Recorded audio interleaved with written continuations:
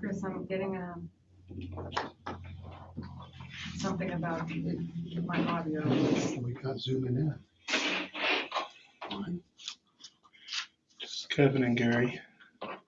Oh, okay.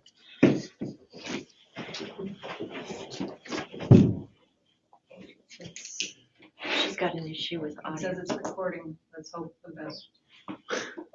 Oh. Okay. Go ahead.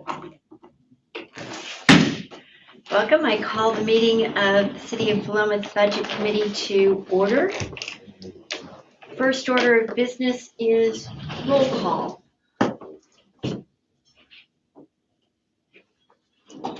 Yes. Bruce Causey, Here. Chaz Jones, Here. David Lowe. Oh, nope. Chris Costello, Here. Candy Cates, Here. Spencer Irwin, Here. Christopher McMorrin, Here. Van Hunsaker, Here. Jeff Sheminsky. Here.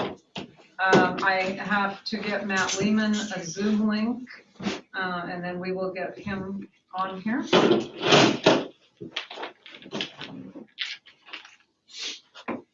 So go ahead, while I do that. Okay. Next on our agenda is the approval of minutes. I will entertain a motion for approval of minutes of February 28th, 2022. So moved. Second have it.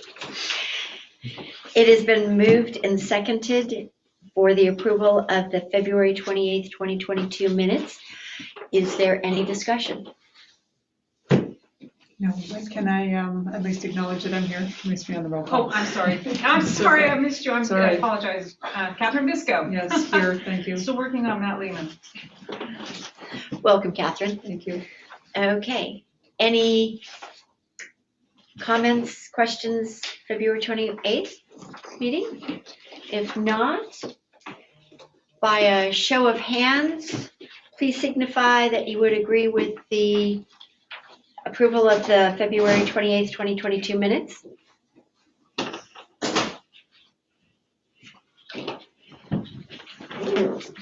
It looks like it's, The meeting. would you like to vote on the approval of the February 2028 minutes? Yes, Okay, with that, motion was unanimously passed. I will entertain, Sorry, I need to abstain. I was not here, so I'm abstaining from voting on the minutes. thank you for that clarification, Catherine. I will entertain a motion for the April 20th, 2022 budget minutes. So moved. Right, I think Councilor Briscoe was at the February 28th. Thank you. Yeah. I was thinking you're on April 20. Ah. I'm trying to catch up with notes. Yep, for two. yep, So, yes, approve the February 28th. I'll abstain from the 20 and you go right ahead. Okay, so we're still unanimous on the February 28th minutes now. Now we're on the February 20th. It has been moved, and did I understand the second? Oh, April. Or April, thank you. Yes. We have a motion and a second for approval of the April 20th, 2022 minutes. Any questions, point of discussions? Oh, and Councilor Andrade. Oh, Councilor Andrade. I'm signing her in. I'm still working on Thank Matt you. Lehman. My multitasking tonight is. Let's pause for a minute until we get Councilor Andrade on also.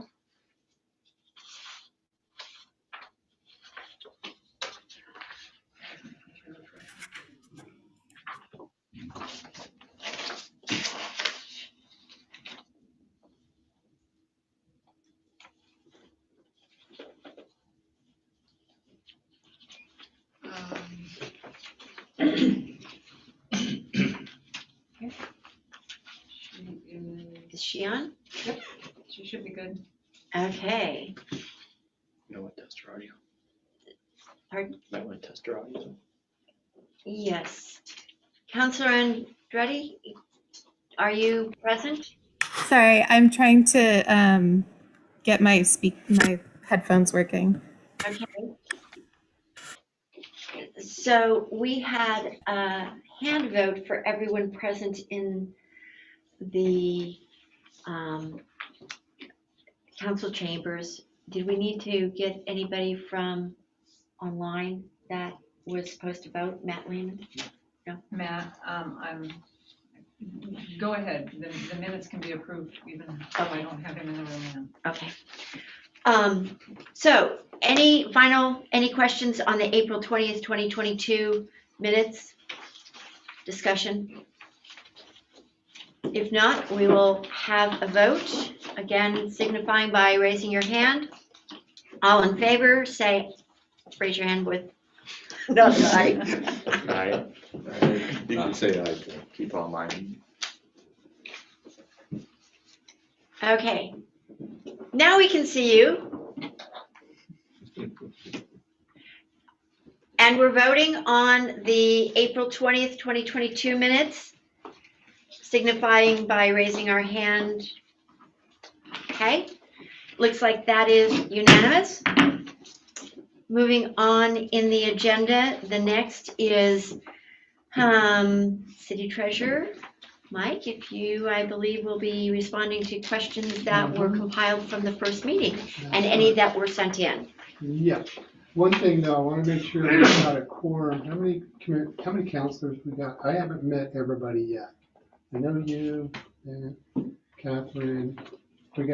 And Jessica. We got 6.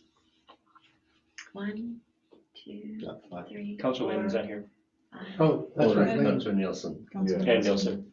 So is she not going to be here? No, she's. Oh, Lehman's Out on of the the way. area. Okay. Oh, now he's. Gotta make sure I have more counselors than I do, including mayors, They than said, budget committee Lehman members is or in the waiting equal. room. Lehman is joining us. Yeah, That then he's trying to when get in. Councilor Yeah, I'm Lehman, working on then we should be fine. Is he Matt in yet? Not yet. Okay. Still Just wanna make sure, I don't want something to come back on us 3 months from now saying, hey, you didn't have a quorum, you can't have a meeting. I've had that happen. Okay. There we go.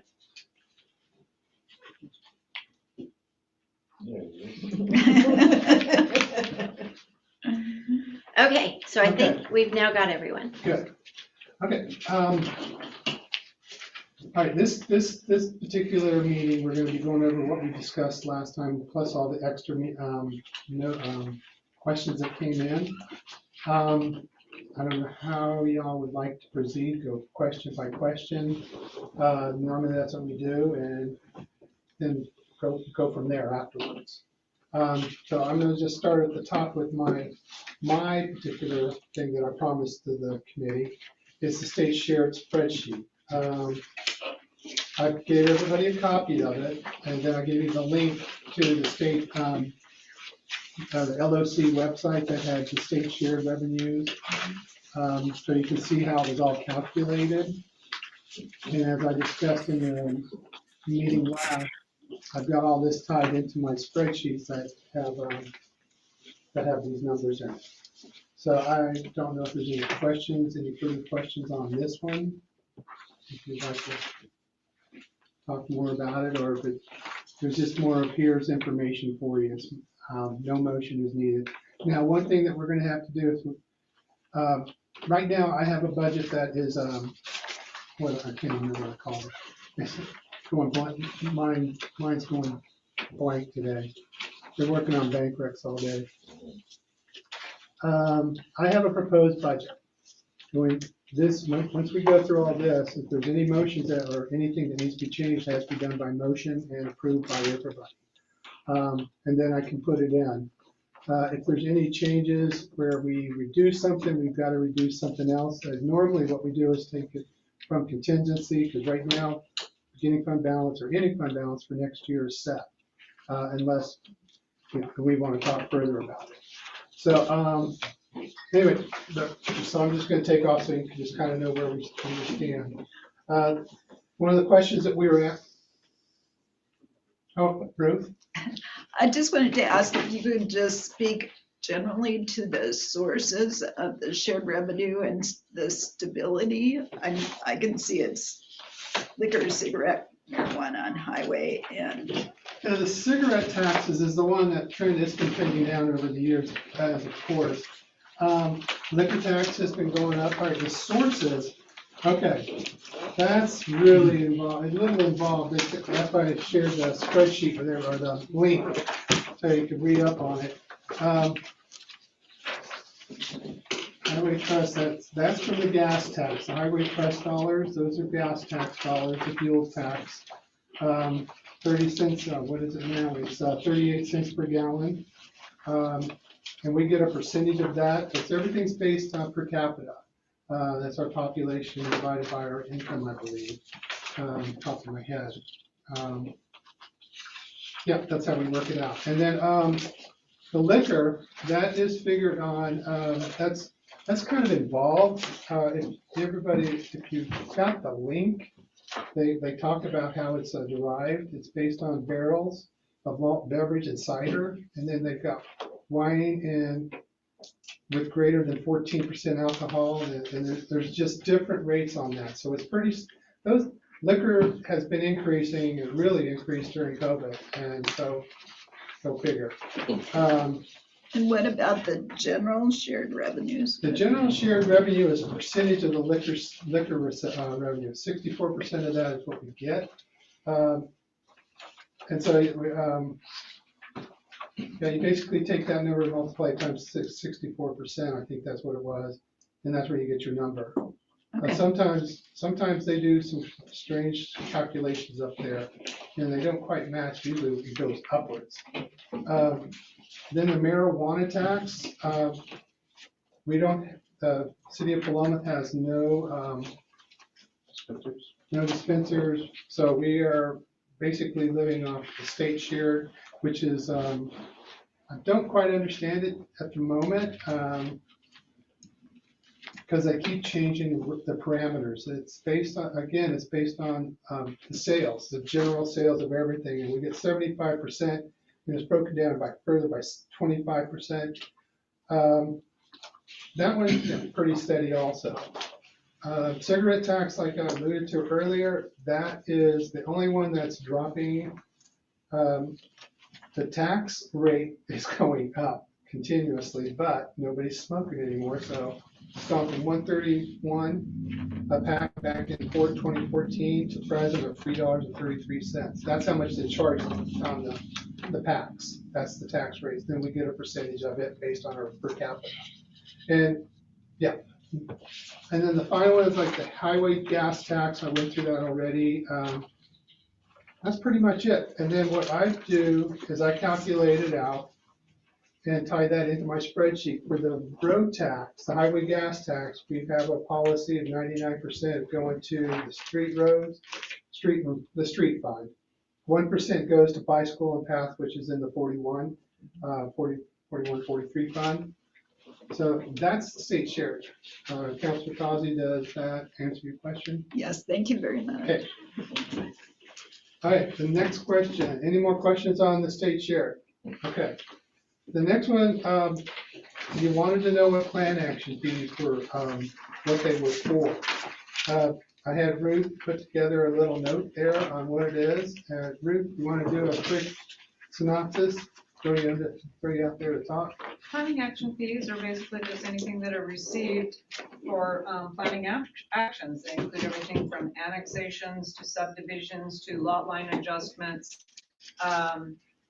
And all of those go into a single line item.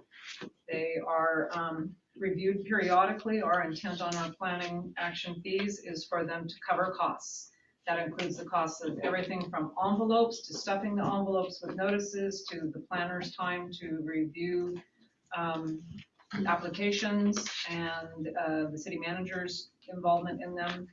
And yeah, that's it in a nutshell. The number 3 question, there's gonna be a lot of narratives. That was questions that y'all wanted us to fix, so we fixed them. The next meeting, which I think is like the 25th, the two meetings coming up afterwards are if necessary. We'll talk about that at the end if we need them, but my goal is on the 25th to give you a new package so you can see all the changes and go forward from there. Hopefully I caught them all. The narratives, I still haven't tied them all in, but working on it. So I changed the plan action number, that was on that. Number 4 was the bus user fees. I had the fares from the citizens and that was figured at $69. Well, it's free, so we need to remove $6,900 from the budget. The only thing that we are getting is the money from the college. So that's for the committee, if you want to leave it there or remove it. That's entirely up to you. Yeah, and I provided a narrative later on in there. So this is relatively new. The city council just passed fare-free bus service because we were getting a bunch of money from the federal government was coming to Corvallis transit system. And so they were going to extend that to Philomath, and so we didn't have to charge for any ridership. The proposal was made to the city and the city council was approved to continue to stay fare-free and to apply for a STIF grant or STIF funding, Special Transportation Infrastructure Funding. That's money that City of Corvallis and Corvallis Transit System gets every year to help supplement their bus service. So what they've agreed is that they will ask on an annual basis for the city to receive the equivalent of what we were receiving in fees from both the university and our user fees, our charges per ride, which estimate about $20,500 per year is kind of where we left at. And so Corvallis has agreed that they'll just include that with their STIF application every year. And so we'll just get that $20,500 and we won't have to have an agreement with OSU to collect them, and we won't have to charge our riders to ride on the Philomath connection. So we still, if you look at the numbers, we still subsidize the bus service out of the general fund to the tune of about $17,000 to $25,000 or so of general fund money that goes, because we still don't collect enough revenue to pay for the whole service. But with the money that's going to now come from STIF, it's about $75,000 biannually, so $37,500 per year. We won't be subsidizing the bus service any heavier than what we currently are, but we won't have to charge usership, and we'll actually be able to expand service to include 4 additional runs each day in that midday area when we don't have service currently. So the council felt that was a good idea and already has approved that. It just didn't get reflected in the budget because we hadn't gotten that far into the conversation yet. So what we'll be doing is we do need to move that $6,900 out of the budget because from user fees, that's not coming in. But we will have a $37,500, and it's $75,000 biannually. Okay. And so I don't know if you want to split that up into the budget this year, next year.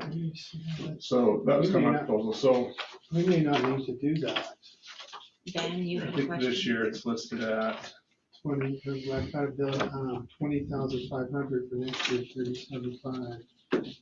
So Chris, so that is guaranteed from the state.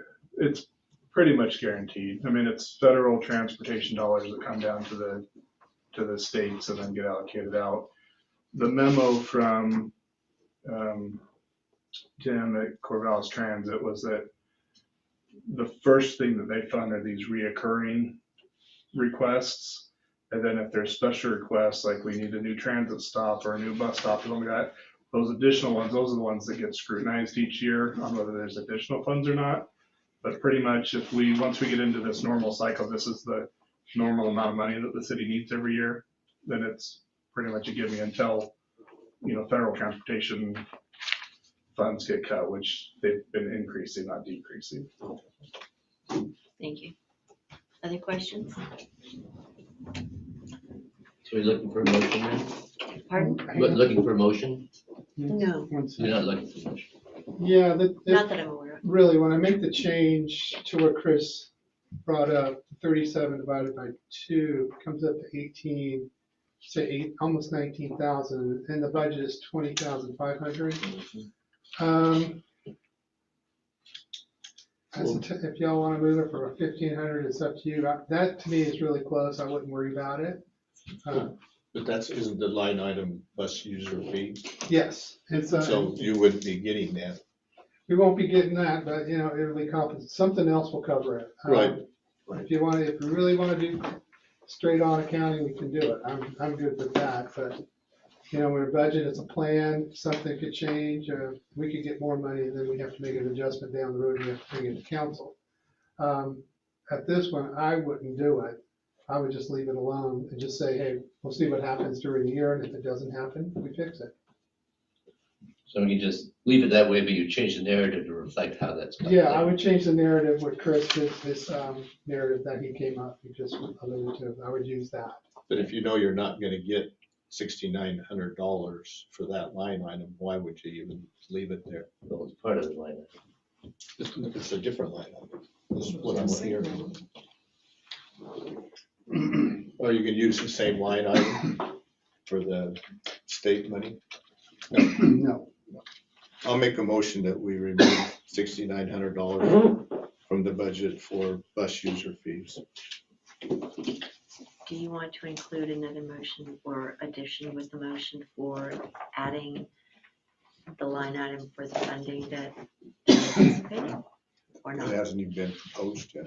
Okay, I mean, they say they're gonna have it, so right, I understand. I assume they don't know when they'll get it. That would be something they would suggest. I'll second the motion.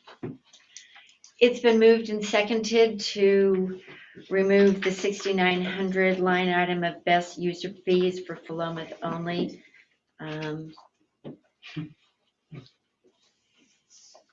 Any questions? David? Yeah, so for discussion, so maybe I'm missing it here, but, so the line item on the counting is line item 10-03605, 20,500. But the narrative then says what that 20,500 is comprised of. So if you take out the 6,900 from 20,500, we're still short. But as I understand it, it's coming from the STIF funds, the offset. We'll Right. get 37,500 per year Okay, from STIF. okay, so and then you were saying dividing it by two? Right. that's it. Well, 75,000 total, 37,500 per year. Oh, 37, okay. Okay, so, but if you reduce the 20,500 by 6,900, Which is what aren't you the, gonna be under? Be 13,600 13.6. for the student. 13.6. But you want closer to 20. Mhm.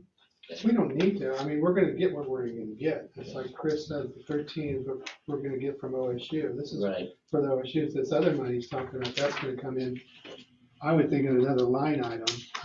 Well, it really replaces, so really what we're doing is we're replacing the fairs, the individual fairs, and we're replacing the OSU contract. Those are, Okay, both those revenue sources are going Okay. away.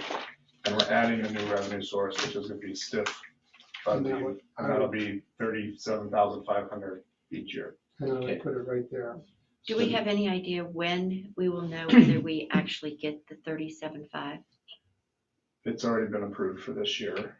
What's uncertain is for next year, but for this fiscal year, it's already been approved. So for this fiscal year and this budget, or this is next year's budget, so this is the one that we don't know for sure. But you talked about how it's, once you're in the pipeline, it's just kind of an automatic. Right. Got I'm it. comfortable budgeting that money for bus services going forward. So I we're see really just your talking about question. retitling 3605 Mhm. more than anything else, because it's different money. So right. Well, because you- That sounds like it's just it's going not up. use it. It'll Yeah, be more. increasing. Yeah, it'll be I'll increasing. withdraw my motion. Okay, Yeah, it sounds like it's going up. you seconded it. I'll You withdraw need my to- second. Okay. So Okay, for, we're still in discussion, or I guess we really should have a motion so we can have discussion, if that's the case, if anybody would like to. what's it called? The state money, or It's STIF money? STIF, STIF, yeah, the Special Transportation Investment Fund. So here, try this one, that we take account number 10-03's motion to take 10-03605 the bus user fee, change that to the STIF funds or the like, and put $37,500 there. It's been moved to, Just give you a second. Second. oh, I know that. Oh, I was just oh, wanting to. Yours gonna ask for it. So. Yeah. So if everyone understands the motion correctly, what he's stating is that account number 10-03605, which is currently labeled as bus user fees Philomath only, will be changed in name to STIF funds, and that the revenue proposed budget amount of $20,500 will be increased to reflect what we anticipate to get this year, which is $37,500. Is that correct, Chris? That's correct. Is there a second to that motion? Second. Chris, there's a second. Mike? I gotta throw a wrench in the socket into this. Oh, This is federal dollars. That needs to go into 38 something. That is my federal grant area. This is federal money. I have to keep it there for audit purposes. It goes into a different bucket audit. Okay. The other one was kind of our miscellaneous type area. Okay. So let's just change, can we change 38? we can amend the motion. Yeah, just to amend it, everything will be Okay. looked at. We created a new Okay. Is it account technically number. federal money or is it state? It's, if it's coming from the federal, it stays federal. Yeah, it can pass through the state and still be federal. Sometimes they can wash it, but. Yeah. As long as it doesn't shrink in the dryer. They use that term. Yes, they do. Okay, I'll entertain an amendment to the motion. Do we know what number we want to have, or? Right now, Spencer would be 38XX. I don't know what's next in line. Well, I'd amend the motion to, Make it 30. to remove 10-03605 from the budget and then add a line item in In the 38. 038XXX. Okay. To reflect $37,500 of STIP funds. Got it. It would be like an increase over the 20. Yes. Is there a second to the I'll amendment? second it. Okay. But I have a question.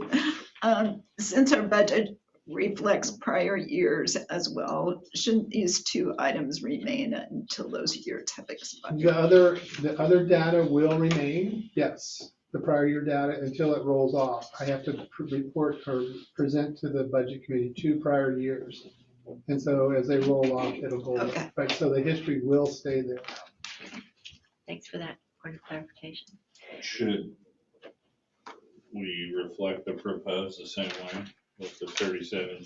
It will be in your budget. It will be in the approved year. budget approved to the council for adoption. Okay. So this one, it'll show, it'll go away, be a 0 on yours, or on the budget committees, and so. Okay. Okay, so we're going to, David, Not to be difficult. That's okay. I will be. So on the present narrative, what makes up that 20,500 is also 13,600 from student and faculty contracts. Is that still, That goes away. that goes away? Right. Okay. That's included in There we go. it's included in the 20,500 that we reported to Corvallis Transit that we were currently collecting in fees, OSU and user fees, the 69 plus the 13.6. Goes away, that's all I need to know. okay. Any other point of clarifications? Ruth? Yes, Mike, you mentioned that the federal funds have to be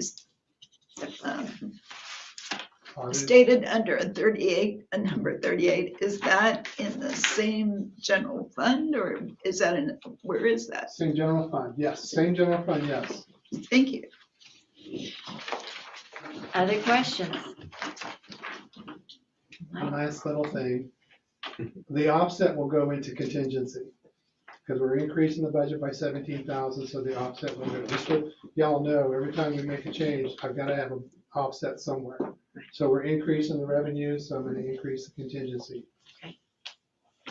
Unless we decide to spend it somewhere. Right now, I'm gonna keep a running total of what we're doing. And then, you know, at the end of the year, you know, you get y'all to make that decision. Okay, other questions? Okay, we're going to vote on the amendment to the motion, which is to, gosh, I hope I get this right, remove the funds from showing from 10-03605, and they will be shown in the budget to 10-38XXX. All those in favor, raise your hand. All opposed? Signify by raising your hand. Amendment to the motion passed. We'll now vote on the amendment, which is, oh gosh. The amendment is to remove the dollar amounts from the 10-03605, to remove those entirely, and then relabel it as STIF funds, which, based on the amendment that we just passed, will be 10-038XXX. Yeah, I mean, current year is the specific. Correct. Okay. Thank you for that clarification, Spencer. Showing in the current year. The other 03605 is still going to stay for the next 2 years. For 37,500. For 37,500. All in favor, raise your right hand for signifying. Was this the motion? You This said is the this was motion. an amendment. Yeah. Oh, I'm sorry. Thank you for that clarification. No, this is the motion As amended. as amended. Thank you. Okay, all in favor signify by raising your right hand. Too much fun. Signify nays by raising your hand. Okay. You almost had Jeff, he had his left hand raised. Well, and I was gonna say, okay, raise your right hand if you want to pass, left hand if you don't. Yeah, gotta be an easier way to do this. Okay, okay. So the motion has passed. We're gonna put number 4 to bed, and I'm gonna turn it back over to Mike. Okay, there is no number 5. And somehow I skipped it. So we're jumping straight to 6.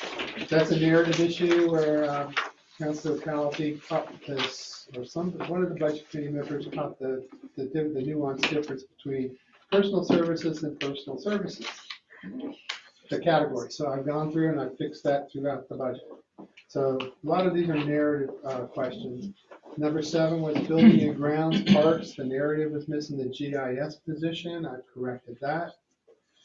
Question number 8, utility online service. What is this? The utility line item is, that's our express bill pay. That's where the citizens pay their utility bill online. So then what we get charged about $1,300 a month. Covers the program for our support and because the citizens support. That's just a quick overview on that. Any questions on that? Moving to number 9, this was kind of lengthy. It was brought up that we wanted to talk about the administrative overhead. And I didn't quite understand the question, so I gave you a layout of how I calculated. Pretty complicated. I tried to make it where it made sense to the lay members.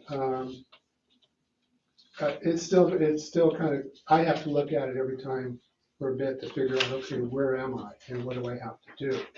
Now, we basically take the city administrator, the assistant city manager, we take the payrolls and we calculate it on a set percentage somewhere that's been set in the past. And I just moving forward, I'll try to figure out where those percentages come out from last year.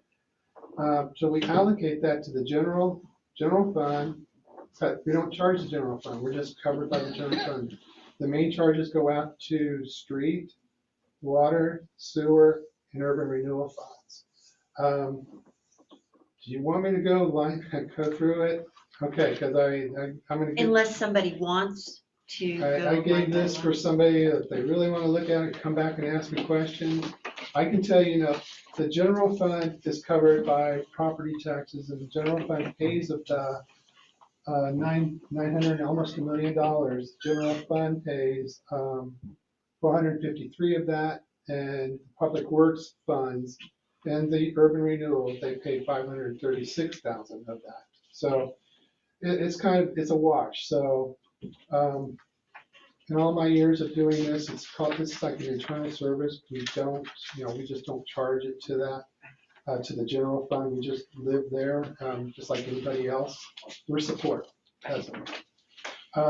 So hopefully, if you have any further questions, to go deep into it, holler. We can do it offline if you want to. Christopher? So just for like the salaries that are in the narrative, Mm-hmm. is that like for like city manager, assistant city manager salaries, is that a percentage that's being paid for, or is that the whole salary? We put it into a bucket, and then I allocate it based on some set percentages. Then I do the assistant city manager at the same time, and plus, I think I include Ruth and that staff there, and that gets split out by certain percentages. So yes. Right, so like, I get like part of it's being paid for by water fund, part of it's being paid for Are by you talking general about fund. the whole fund? I just mean, yes, like, are the numbers that we're seeing for like salaries and stuff, is that, In the narratives, yes. that's the full salary, regardless of where it's being paid for from? Yeah. Okay, Yes, yes. Cool. It gets a little more than that, but yes. Okay, thank you. Would I be correct in understanding that what's shown is not the loaded salary term that we Right. use? It is the flat basic salary, not the loaded salary Are you cost? talking about the allocation to the department? No, no. What you're seeing in the narratives, you're seeing just The line base item, salary. and then Right. the loaded stuff is down below, but Right. it's still, yes. Okay. Thank you. Mike, in your experience, is this how it's done in other cities as well? Yes, oh yeah, Albany, I had one massive spreadsheet. Yeah, that one used to give me headaches. Yes, it's done everywhere. Okay, thank you. Other questions? I would just comment, it made sense to me. I thought you did a good job with it. Thank you. But I have a staff read it too. Moving on. Number 10 was more narratives. I have fixed that. Number 11 is why did the ground maintenance line item increase in buildings from 9,005 to 13,800? Kevin gave an explanation that the costs vary by year, and each year they increase by budget. And he has some he has some projects next year, and that's why it increased by the $4,000. I think it'll probably go down the next year. Any questions on that? They're also probably relatively subject to inflation. Oh, yeah. Fuel alone is gonna be a different animal this year. Oh, yeah, I don't even want to think about that because they sub, yeah. Yeah, I totally agree. Number 12, so moving on. What are the miscellaneous costs in the non-departmental fund? Oh, that was a good chore to go through. I gave you a list of what's in there. We'll move this stuff this year. But, hopefully have it all done by the end of the year. My goal is to get it down to 1,000. There are some things that belong in there. There's some refunds. We have no other place that we have to put it, so they end up there. So, there's a refund to the Benton County Cultural Coalition. It probably belongs, it's okay there. Sometimes we have to do refunds of planning fees from prior years. Those would go, I would put them there, just because you can't go putting them back on the revenue from the past because it's history. So you'd have to have somewhere to put that. So this particular item right now, it's set at 10,000. I budgeted for 10,000 next year. I'm going to try and get it down, because right now I'm probably going to get it down to maybe $2,000. So just so that if the committee would like to reduce it for next year, that's entirely up to y'all. If it was reduced, excuse me, if it was reduced, that 8,000, let's say, would then go to the contingency fund? Yes. Okay. Yes. To your question. And your goal ultimately is to do away with the non-departmental. Yeah, that would take a lot. That's gonna probably take a year or so, because we're gonna find out where it goes, find where it really belongs. You know, a lot of it, you know, looking at it, you know, some of it could go to the city council, some could go to mine, because the audit's in there. The attorney could probably go to the city council. The dues probably, we could probably split those between, I just need to find out where they go. Because right now it's COG and LOC. You know, some of it, you know, the labor consultant could probably go to HR, which would be the city manager's office, the network consultant. Yeah, we're gonna try and figure out where it goes. Right now, it's just don't have enough time to fix everything. So I think next two or 3 years, get it all cleaned up. That answers your question. Right. So I guess the question to the budget committee is, if we want to change that from 10,000 to something less, it does require a motion. So is there a motion, or shall we just move on to number 13? Well, I Not, sorry, go ahead. I was just gonna say, well, if you're gonna reduce this part of it, this miscellaneous this year, right? Mhm. Okay, so I guess it makes sense to move it down, but you're saying about 2,000? Yeah, I'm hoping that would be. It's a guess. I mean, I know Oh. right now it should probably be about 2,000. I mean, and when I find out where it belongs, I'm gonna come to council with a supplemental budget, moving the numbers to the budget, to the right budgets. Oh, so you wouldn't have it within this thing? No, I'm not the miscellaneous, I'm talking about the other items. Oh, yes, you know. The miscellaneous, you know, the other places I've been, you know, it's like $2,000 to $5,000 of what we've had, and sometimes we exceed the dickens out of it because we have big refunds.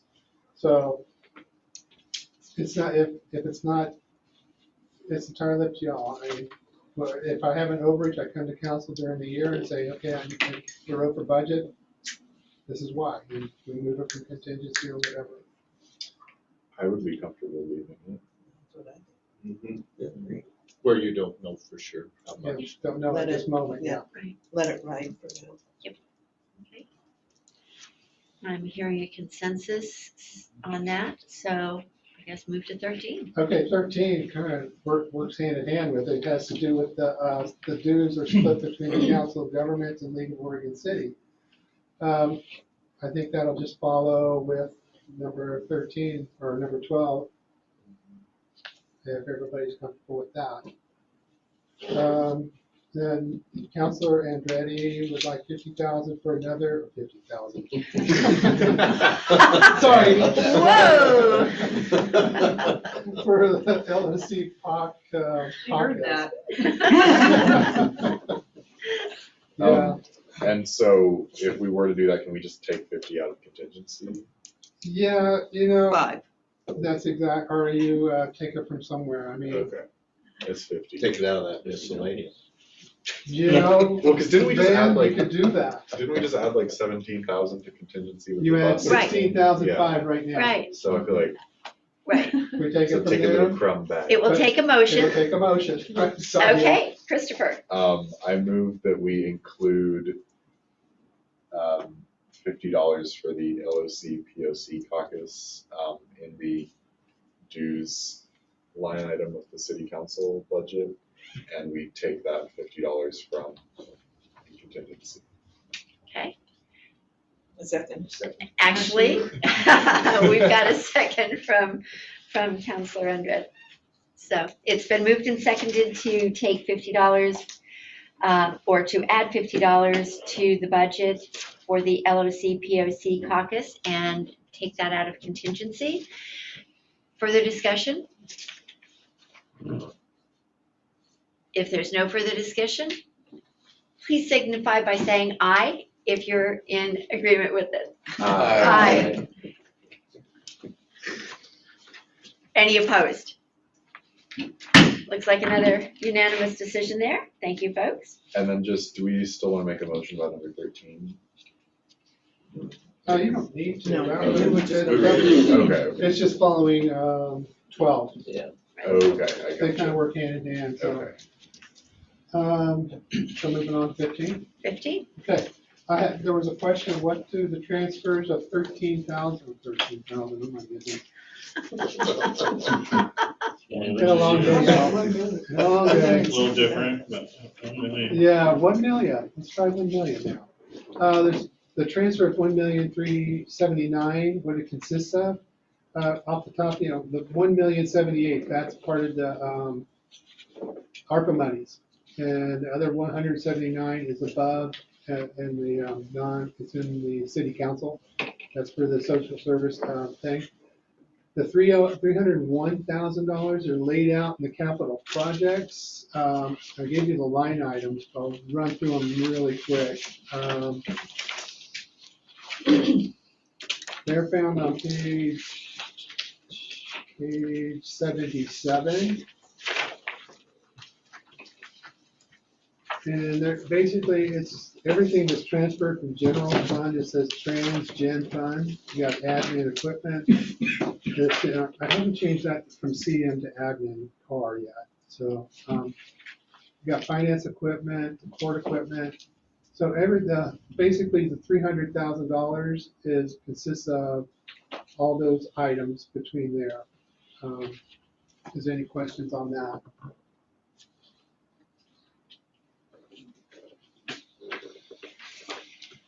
I don't know if it's directly related to that, but at the budget meeting where we talked about the ARPA funds, we decided like, 170 something was gonna be spent on to be done. Yeah, if you go to page, if you go to the city council budget, Oh, okay. it's at the very bottom, you can see, I'll show you if everybody wants, if everybody go back to that page real quick. I think it's page 45. Oh, yeah, perfect. Okay. Yeah, the 179 is a whole line item right above it, you see it? Yes. Thank you. Yes. Yeah. So that one will be spent wherever the council wants to do. Okay, thank you.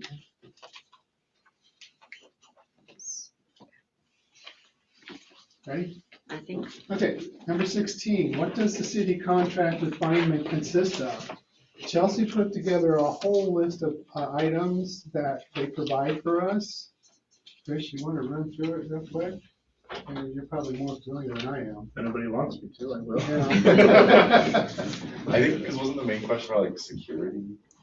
Security, yes, they have, as far as I knew, they've got the PCI, and it's the one where it's the PCI, compliance scan, network diagram, and security standard questionnaire.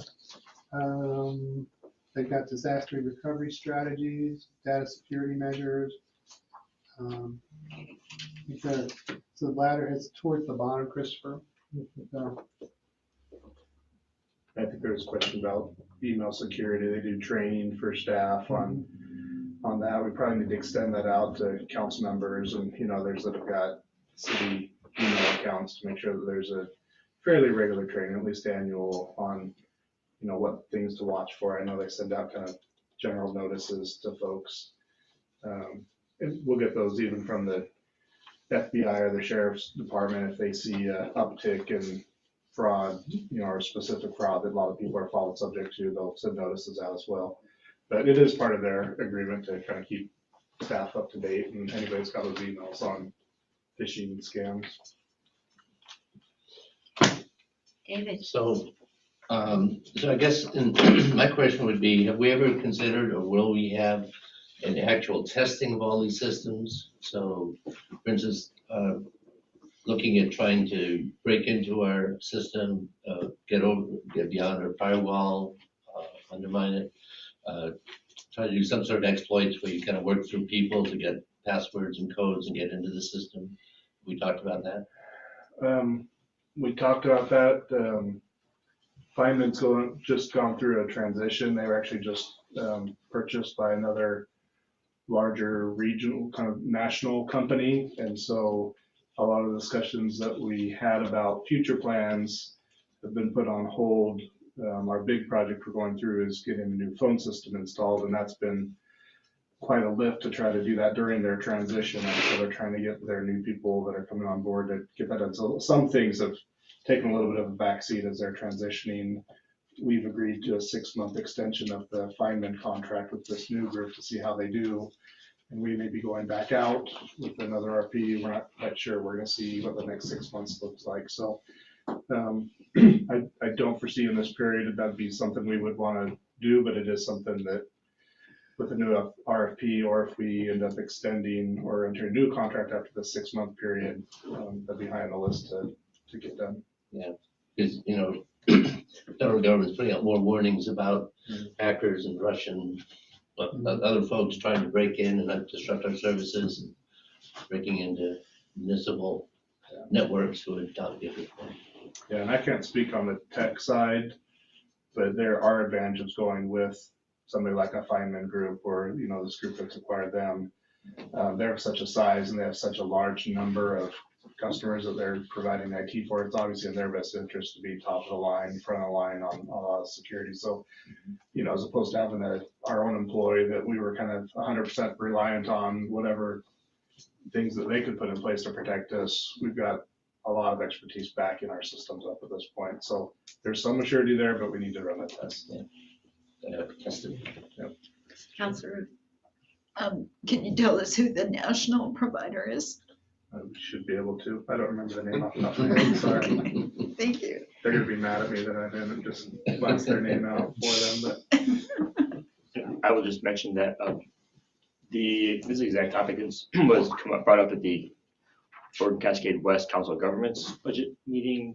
I guess this new company was gonna charge a lot more, and they had a lot more requirements on the COG, and so the COG is gonna have to forego their liability insurance for this IT security because their systems are not they can't meet the minimum requirements, so they have to budget for some additional improvements in the future. so given that, if we've extended the contract 6 months only, and we may have to go out for an RFP, should we leave the budget amount at where it's at, knowing that if we go out for another contract, we're very likely going to be paying more money? Should we increase that budget, or do you feel like we should just leave it? no, I think we would leave it for now, and we'll adjust next year's if we end up having to do something different. Okay. So we'll work within the constraints that we have, Okay. and if we can't, then we'll come back to the city council and Okay. have a justification for an increase. if we need one. Okay. The 6-month extension, is that starting when? July 1 or? Well, we were already on a verbal extension with Feynman. Our contract with them expired about a month before they transitioned, but with their acquisition taking place, they were behind and in uncharted waters. So we have a verbal extension with them. I think Chelsea's working on an agreement with a formal 6-month extension. So I don't know that it's actually started yet. Okay. So presumably, would that carry us through the end of the calendar year? Yeah, pretty close. Yeah, Okay. pretty close. Thank you. Okay. Other questions regarding this topic of number 16? Okay, Mike, I guess you can move on. Okay. Let's see. Okay, we were number 17. It was brought up that if you multiply the state share, we have a line item in this council's budget called contributions. That's supposed to be, that number should be 35% of the state's shared revenues. I wasn't aware of that when I created the budget. So my budget is, it's not $7,000, should be like $14,000. Because it's, if you multiply the $670,000, I'm seeing too many numbers right now. I'm so used to putting the K there, so I've been working on a lot of stuff.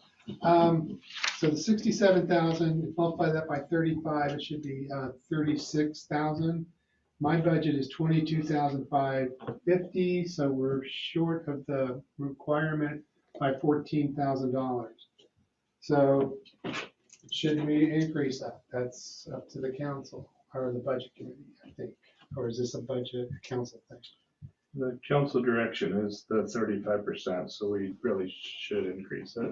Okay. It does look like there is a motion that's required for that. I will entertain a motion.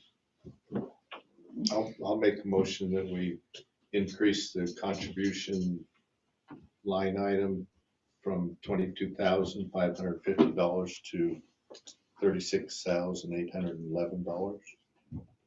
Second. Okay, it's been moved and seconded to increase the budget for the state share revenue. And I'm not going to give the dollar amounts, but I will just say it's going to match the 35% as mandated by city council. Any discussion? Okay. Let's do a hand vote. Sorry, I'm waffling back and forth, but I'm realizing that folks online can only do the hand vote. So all those in favor, raise your hand. Either one. Yeah. Well, they can voice vote. Or they could. Yeah. They seem to raise their hand. Any in favor or against or opposed? Signify by raising your hand. Looks like it's another unanimous decision. Mike, on to 18. 18 was flower baskets, did not match the narrative, the cost did not match, that has been corrected. Number 19, in the council budget, the Mid-Valley Partner had a 0 budget. If we want to increase that, that would be something that would require a motion. Did you want to give a overview on that? Yeah, actually at next Monday city council meeting, I'll be briefing the city council on the progress that it was Mid-Valley Partnerships and now it's Real Rural Economic Alliance. And the work that they're doing is essentially we've pooled with the smaller communities in Lynn and Benton County to work together on economic development. And as part of that, we've pooled money together to match some grants that we've gotten in order to hire a venture catalyst to work in our area with entrepreneurs. And so they meet with new business owners, entrepreneurs, as he calls them, and does different events and build up. And so this group, Rural Economic. Isn't it rain? Entrepreneurial. No, it's Real Rural Economic Alliance. I think it has Alliance. It's Real. Used to be Mid-Valley Partnerships, but they've rebranded. They're the ones that have the contract with Oregon Rain. So Oregon Rain is the kind of consultant that we hire to do this work with the entrepreneurs. So our portion of that, it's divvied out by population. So like Lebanon is the largest city, they pay the lion's share. And then Philomath and Monroe and Adair Village, the smaller cities, they pay a smaller annual amount as our membership based on our population. So our amount is that just under $3,700. So my recommendation would be that we continue to fund that. It's a good program. And again, we'll give a full summary on Monday night if you're interested in tuning in on that and seeing some of the work that Rain and Real have been doing. Christopher, you have a question? Oh, I was gonna make a motion. Okay. I'm going to ask a question before you make a motion though, if that's okay. So we had some extra money that we put into the contingency fund. We've now spent a bit of that. Is there any money left? Because according to what you're saying is we have to come up with where we're coming up with this. Hang on, I've got it, but I wanted to lay it out a little bit better than that. Okay. We'll pause. Did we only spend $50? No, we did another one No, too. you There did, we was- spent more than that. when you did that increase the budget for, Oh, okay, yes. Like 7,000. that was for, yeah, Okay, 14,000. so we still should have, Hang on, Christopher. Otherwise, you're gonna have to. One amend. Just take it from any fund balance Well, that's or contingencies, whichever. just contingent, yeah. Okay, there's 2189 left. Like $2,189 Yes, left. 2,189. Okay. wait, and can, After the 37 or before the 37? What, 37? Oh, no, this is before the 37. yeah, okay. So you can still keep hitting the contingency. Right. I mean, it's not. Right. We're not wedded to it. Okay. Christopher, do you wanna? Yes, I move that we increase the city council budget for the rural entrepreneurial development program by $3,700. And take that money from contingency. Okay. Second. Okay, writing down the seconds again. It's been moved and seconded to increase the rural entrepreneurial development program by $3,700 and taking those funds from the contingency fund. Discussion? Yeah, it's for the second one. Both Ruth and Catherine. Take a bit. Yeah, I wish the third. they were fighting over it. Okay, leaving it to. We love Let's rural. go. Okay. Development. Okay, we're open for discussion on this. If anyone would like to have questions or further discussion? Can I just comment on RAIN in general? I've had the opportunity to attend 2 of their 10-week cohorts, and they have grown immensely in the last 2 years despite the pandemic. They've brought some great staff on board. But the mentorship network that is available through this group has now gone global. And so depending on what your interest is, what your business model is, what your needs are, they're pairing up folks on one-on-one, all free of charge. Like there's no cost for any of these resources. So there's the general cohorts that meet on a weekly basis for each 10-week course. And then they do often the same 10 weeks, they will have one-on-ones with different types of mentors and offering those to whomever would like to attend. Mentor hours as well. And then there are special sessions that fall outside of that if you graduate from the program. It's quite amazing. And they literally have just gone global in the last couple of weeks and they started promoting that as well. So we have some mentors that are from Pakistan was one, United Kingdom is another. So a long ways from that first conversation at whichever restaurant that was, I can't remember. I think we were over at Nectar Creek. Yeah. A long ways from that, an impressive day though. Is there any, I mean, it's to help the smaller communities like us. Is there any rule that says whoever this entrepreneur might be, that they could go start a business in Corvallis if they wanted to? So there's no requirements to where you live necessarily. I will say that we've got 3 or 4 businesses in this current cohort in Philomath specifically, but no requirements that anybody's within a certain community or, has to start a business in a certain way. Matter of fact, there's a lot of online businesses, which of course isn't bricks and mortar anyhow. Right. So they would be, not located in any particular place. It is also neat to see, this is the first cohort I've seen with quite many local businesses, folks that know each other, and so they're side networking as well. And then Nate Conroy is I forget what his actual title is. They've been doing some hosting at Timbertown Coffee for this cohort. So if you want to go hang out at Timbertown Coffee on Wednesday from 9 to 10:30, not sure it's every week, but they're doing that as well. So they're really, really forward leaning into community development, small business support of whatever kinds, and then pairing up with those mentors from wherever. And just a little springboard off kind of your comment is, while they may not have a business specific to Philomath, for example, we're seeing folks come back in and do some of that mentorship and pour back into the local communities. So neat group. Okay, thank you. Other comments, questions before we vote on the motion? Okay, I guess we'll vote on the motion, right? So, motion has been made and seconded to fund $3,700 for the Rural and Entrepreneurial Development Program, taking the funds from the contingency fund. All those in favor signify by raising a hand. If you are in favor.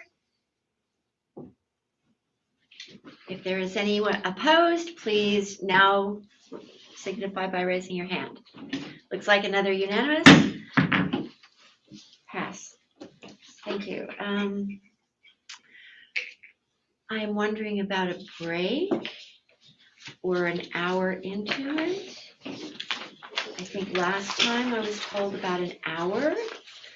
Okay, so my watch is showing 6:36. So why don't we come back at 6:45?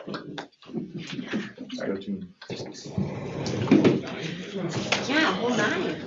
That's a hustle.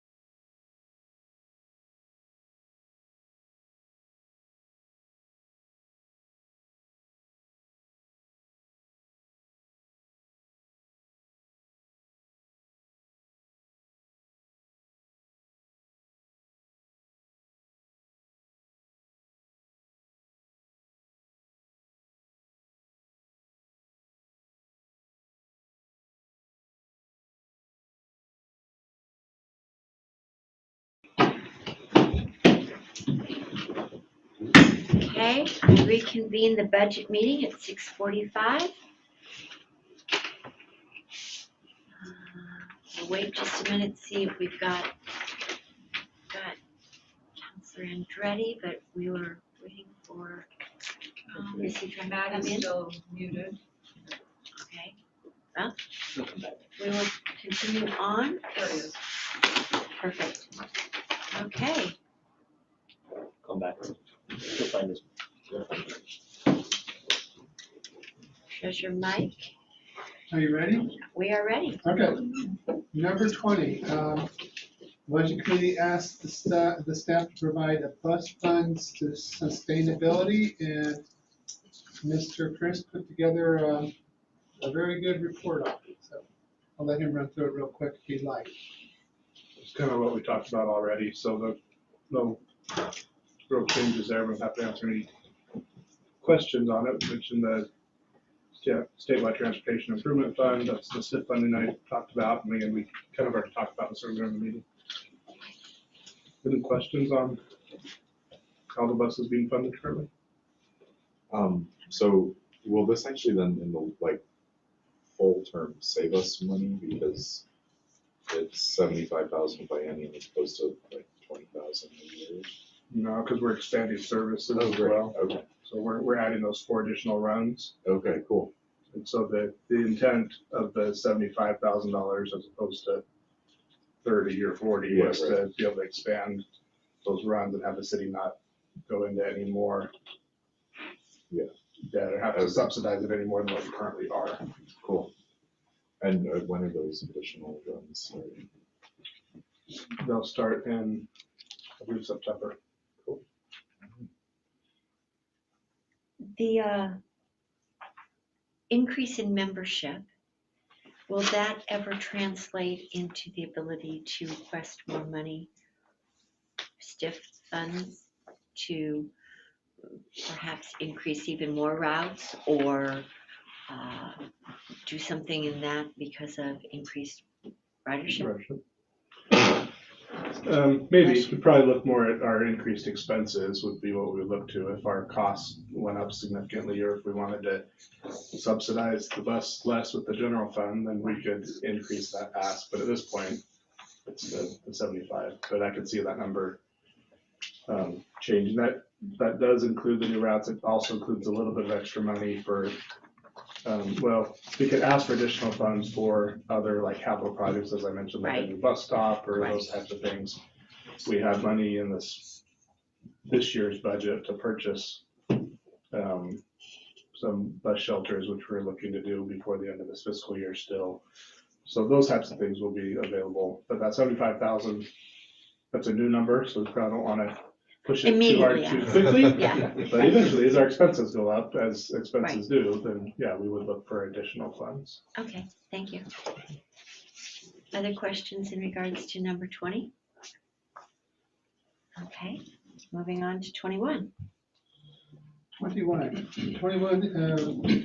this is where we're moving into the public works realm. This has to do, I believe, with storm drains. Yes. Why did the contract services increase from 12,000 to 16,005?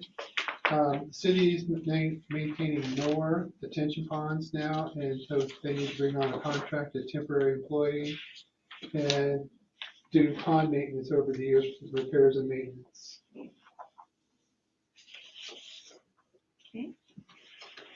I'll just say, because Kevin's not here, he'll be proud of me, he's on there. Storm water maintenance is one of those areas that will continue to increase.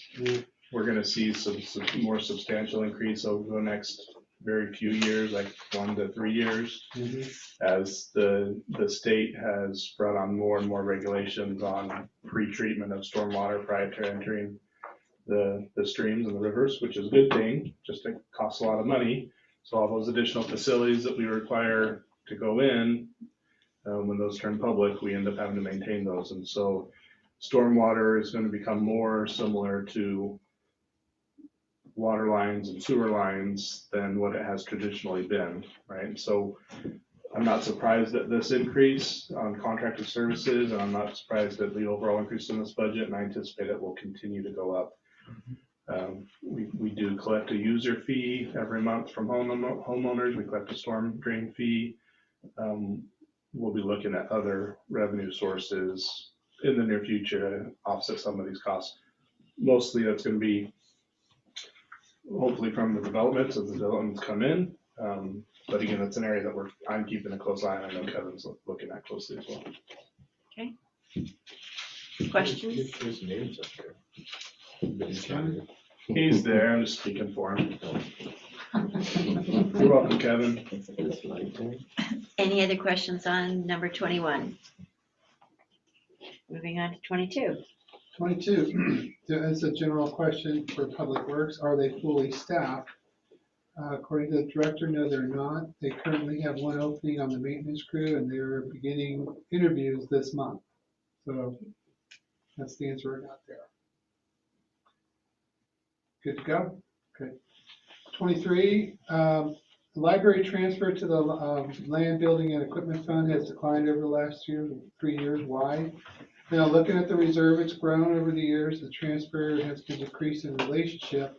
My goal, finance has a goal, I'm going to get in there and set up a project accounting for all the projects so we can figure out what we got going, so we can look at these type of questions and be ready for, to do better planning. I'm not saying we're not planning, it's just, we're not quite sure.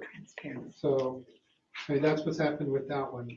So, I know in the capital improvement plan, we had a line item for new addition conceptual design, and we've been putting money to that line item. And it was up to get it up to $30,000. We're not putting money towards that line item number because we've reached that $30,000. So some of, there's not a $30,000 number that we're trying to put money towards. We've met that, and so we're allocating less money to library overall. Because that one line item is fully funded at this point. We're going to spend that money this year, looking at the conceptual design and spend that money down. okay, number 24, the narrative issue, the water treatment plan has been corrected. A question came up. I'm going to keep going, Chris. Yep. What is the total cost for the Landmark Drive construction? CIP, the total CIP is $859,000. Recently, we got a low bid in from Durban Excavating, and it came in at $767,000, and they're setting a contingency of $135,000, so it's going to be pretty close to what's in the CIP. So hopefully that answers the questions on that one. Anything on that? Moving to 26. Staff to add SDCs to page 85. On page 85, that's expenditures. So the only thing I can think of that was missed, so the revenues are on page 84, and there was some street SDCs in there too. So I don't know what the question was pointing at. So that's the only thing I could assume. Yeah, 84 that's our. 84 is where the charges are, and then 85 is page, that's where the expenditures are. If you don't spend it, it sits in a reserve and grows.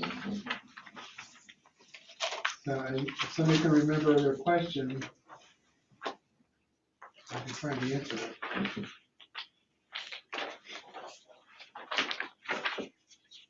On number 26, is that what you're asking about? Yes, page 27, number 26, yes.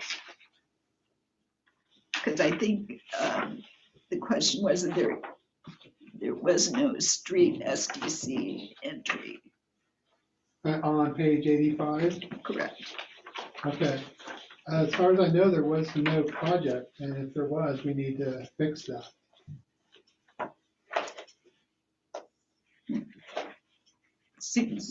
That seems unusual that there would be no projects. Do you know of anything in there that you see as methodology? We've got 850 coming out for streetscape. Yeah, but that's down, that's in the, yeah, that's in the transfers. That's transferring over. Yeah, that's the Just coming 850, straight out. yeah, That's right here. yeah. Yeah, they're not, I don't know that we've got anything for storm, or for street, I mean. Yeah, Well, don't you have, wasn't there one for slurry seal in several of the streets? It's not SDC funds. yeah, so- that's Oh, all. well, Street so, maintenance. but it's not strictly straight, street maintenance, so you probably don't have anything. Right. Will you have it on the capital improvement plan? You have SDC reimbursements? Is that the number that would be there? It's on page 5 of 10.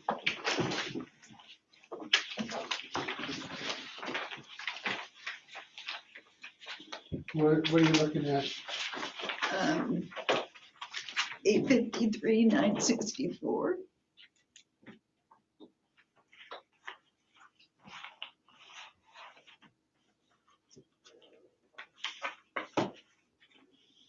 Is it the total revenue number? Well, any of the numbers, it looks to me like there are SDC expenses. Those are, well, you've got revenues up on top, and then for projects, it's just the 850,000 that's coming out. That's the transfer Okay, for streetscapes. That's the only thing coming out of SDCs for street SDCs. but should that number be in the budget? 850,000? It is. It does. There. It is. It's a transfer out. It's under capital outlay transfer out. Okay.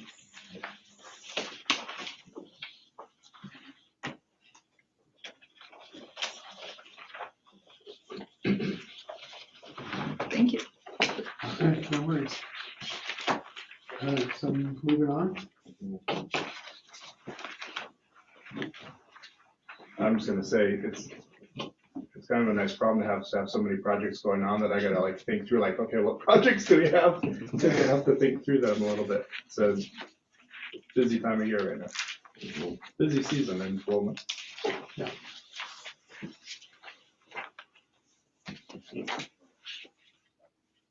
Waiting for you, Chris. Waiting for your Sorry. direction. I was trying to find my notes on landmark. Okay, Okay, so we are down to 27. 27, flipped over. Okay, And we need to increase, if someone wants to, the parks infrastructure by $25,000.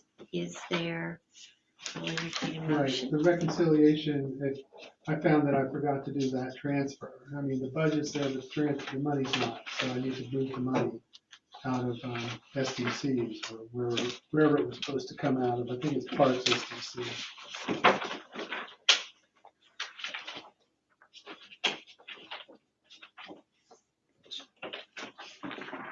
Yeah, it's coming out of parks reserve. It's gonna come out of the reserve. Now, wait a minute, that's a grant. That's covered by a grant. Let me see. Let me look one thing before we go any further. The grant we may just need to add the grant line item.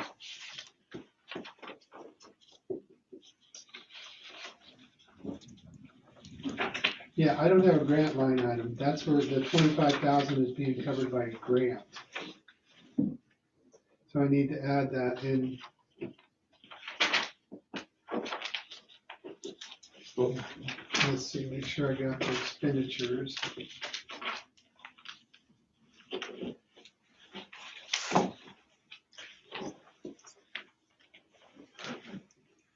Oh, I would have to increase the budget for parks, buildings, and lands too, because that's where the skate park, I would put that line item. So I need to add a grant line item and 25,000 for it. That makes sense, Chris? I'm going to say no. Okay. According to the Just for me, but Okay, according to the CIP, the skate park feasibility study is gonna be funded by a grant, $25,000 grant. that one makes sense. Okay, I didn't put the grant number in. And I didn't put the feasibility in, so we need to do that. Okay. So that's, the motion is the grant, increase the grant by 25, and increase the parks, buildings, and land by 25. And I will fix the narrative. That's what we caught it, the narratives, plus all the reconciliations. So what I'm hearing you say is the total increase will be 50,000, 25 for a line item for the grants, and 25,000 for a line item of parks, building, and lands. If you add those two together, yes. That is revenue and expenditure. Right. So it's just, so yes. Let me give you the motion. Just so there's no confusion, it does add up to 50, but it's new One's a revenue and new expenditures, so it's just 25 and 25. So it's a net zero. Net Exactly. zero, yeah, Net zero. Yeah. Right. Does that make sense, Chris? totally. Okay, do you want me to give you the motion? I want to find somebody who wants to make that motion, Thank you. Well, because yeah. I'm gonna, Oh, go ahead. I'm gonna ask them to pay attention to Mike. I'll make a motion. I'm gonna make a motion that we increase the, or add a park grant of $25,000 to the expenditure budget, and that we add and then that we add an expenditure to the LBE fund of $25,000 as well. So the increase, there'd be a added income of $25,000 in grant and an expenditure of $25,000 in the LBE fund For the parks. for the parks. A second.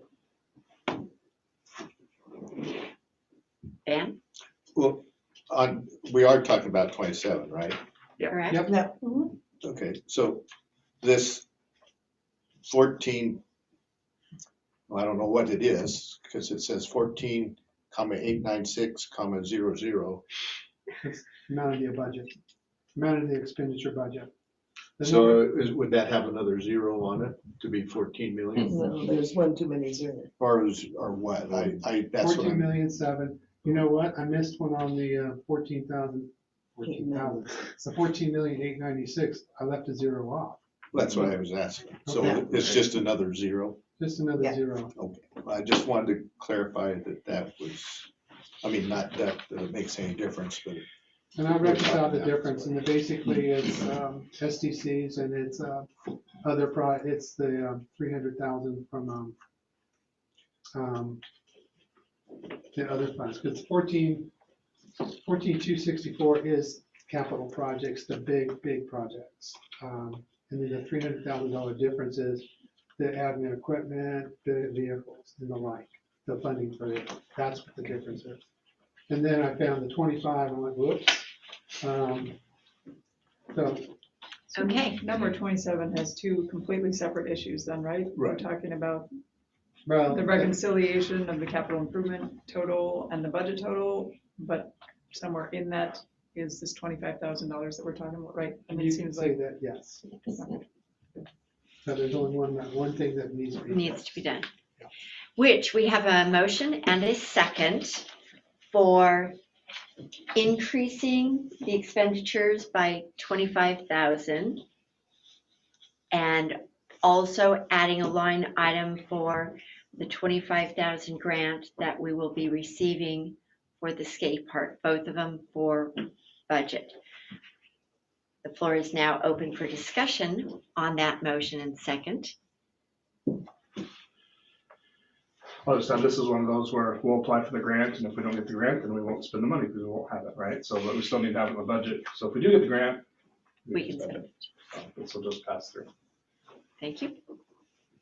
Questions, clarification? Okay.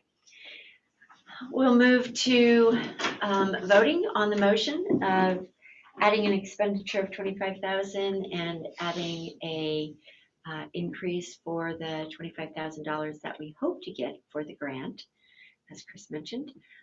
All in favor signify by raising your hand. Okay. Anyone opposed signify by raising your hand if you are opposing. Looks like we've got another unanimous decision. And Mike, I will let you take 28. Okay. Number 28, there was a question, are there contingencies built into the LID projects? And if so, what are they? According to Kevin, there's 2 LIDs. Landmark has a contingency of $115,000. And 11th Street LID has a recommended contingency of $67,000.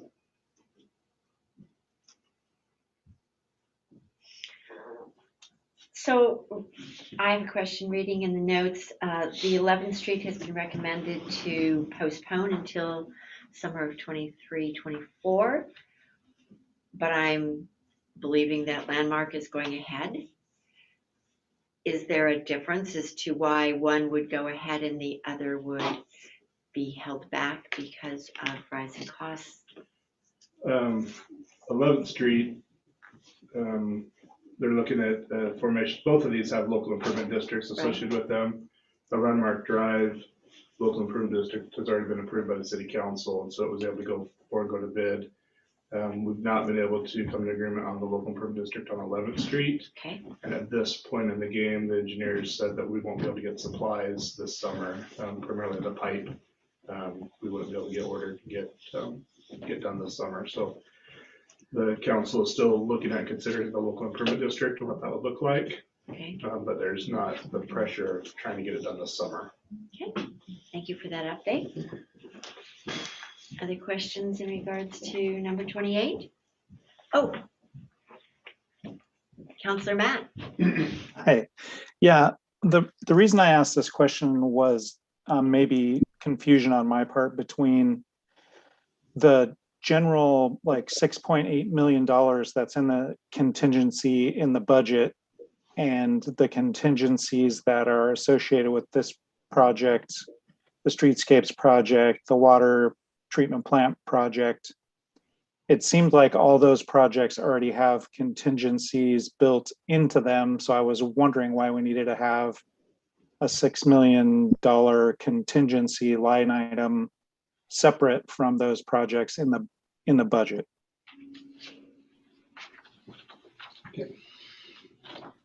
Okay. We put those there, and they're not related to that particular project. They're related to the streetscape and the water treatment plant. We can move it out of contingency and put it back into reserve. It's entirely up to the budget committee. We just put that money there just for, if we need it, we can get to it.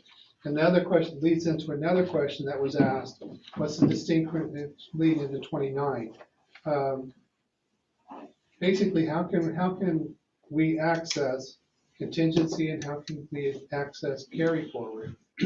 But, so to get to carry forward, that's just a project coming forward. We'd increase the beginning fund balance and increase the budget by that amount, or vice versa if they spend money they anticipated this year. So that's the nuance between that.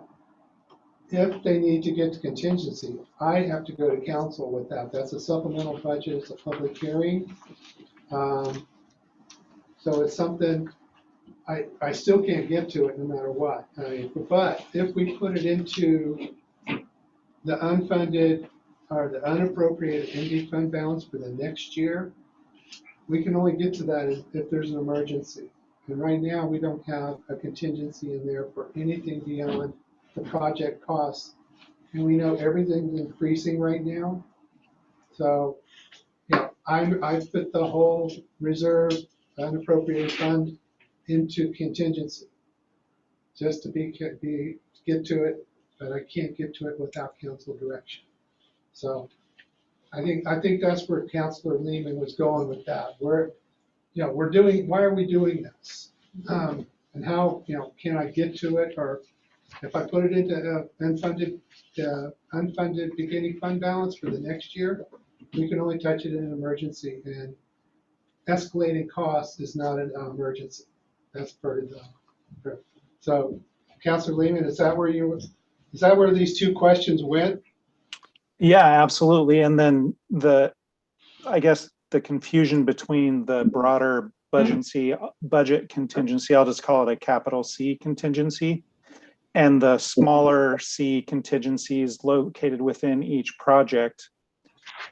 I guess I'm confused about the nomenclature there, because it seems like the contingency for the LID on Landmark Drive wouldn't require the city council to be involved in order to utilize that money.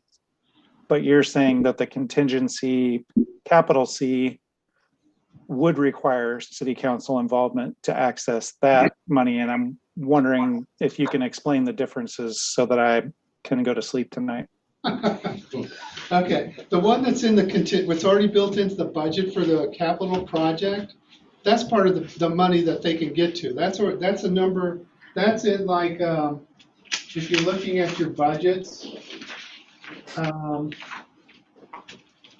that's gonna be in the, that'll be in the project area, the capital outlay map. Sure, yep, understood.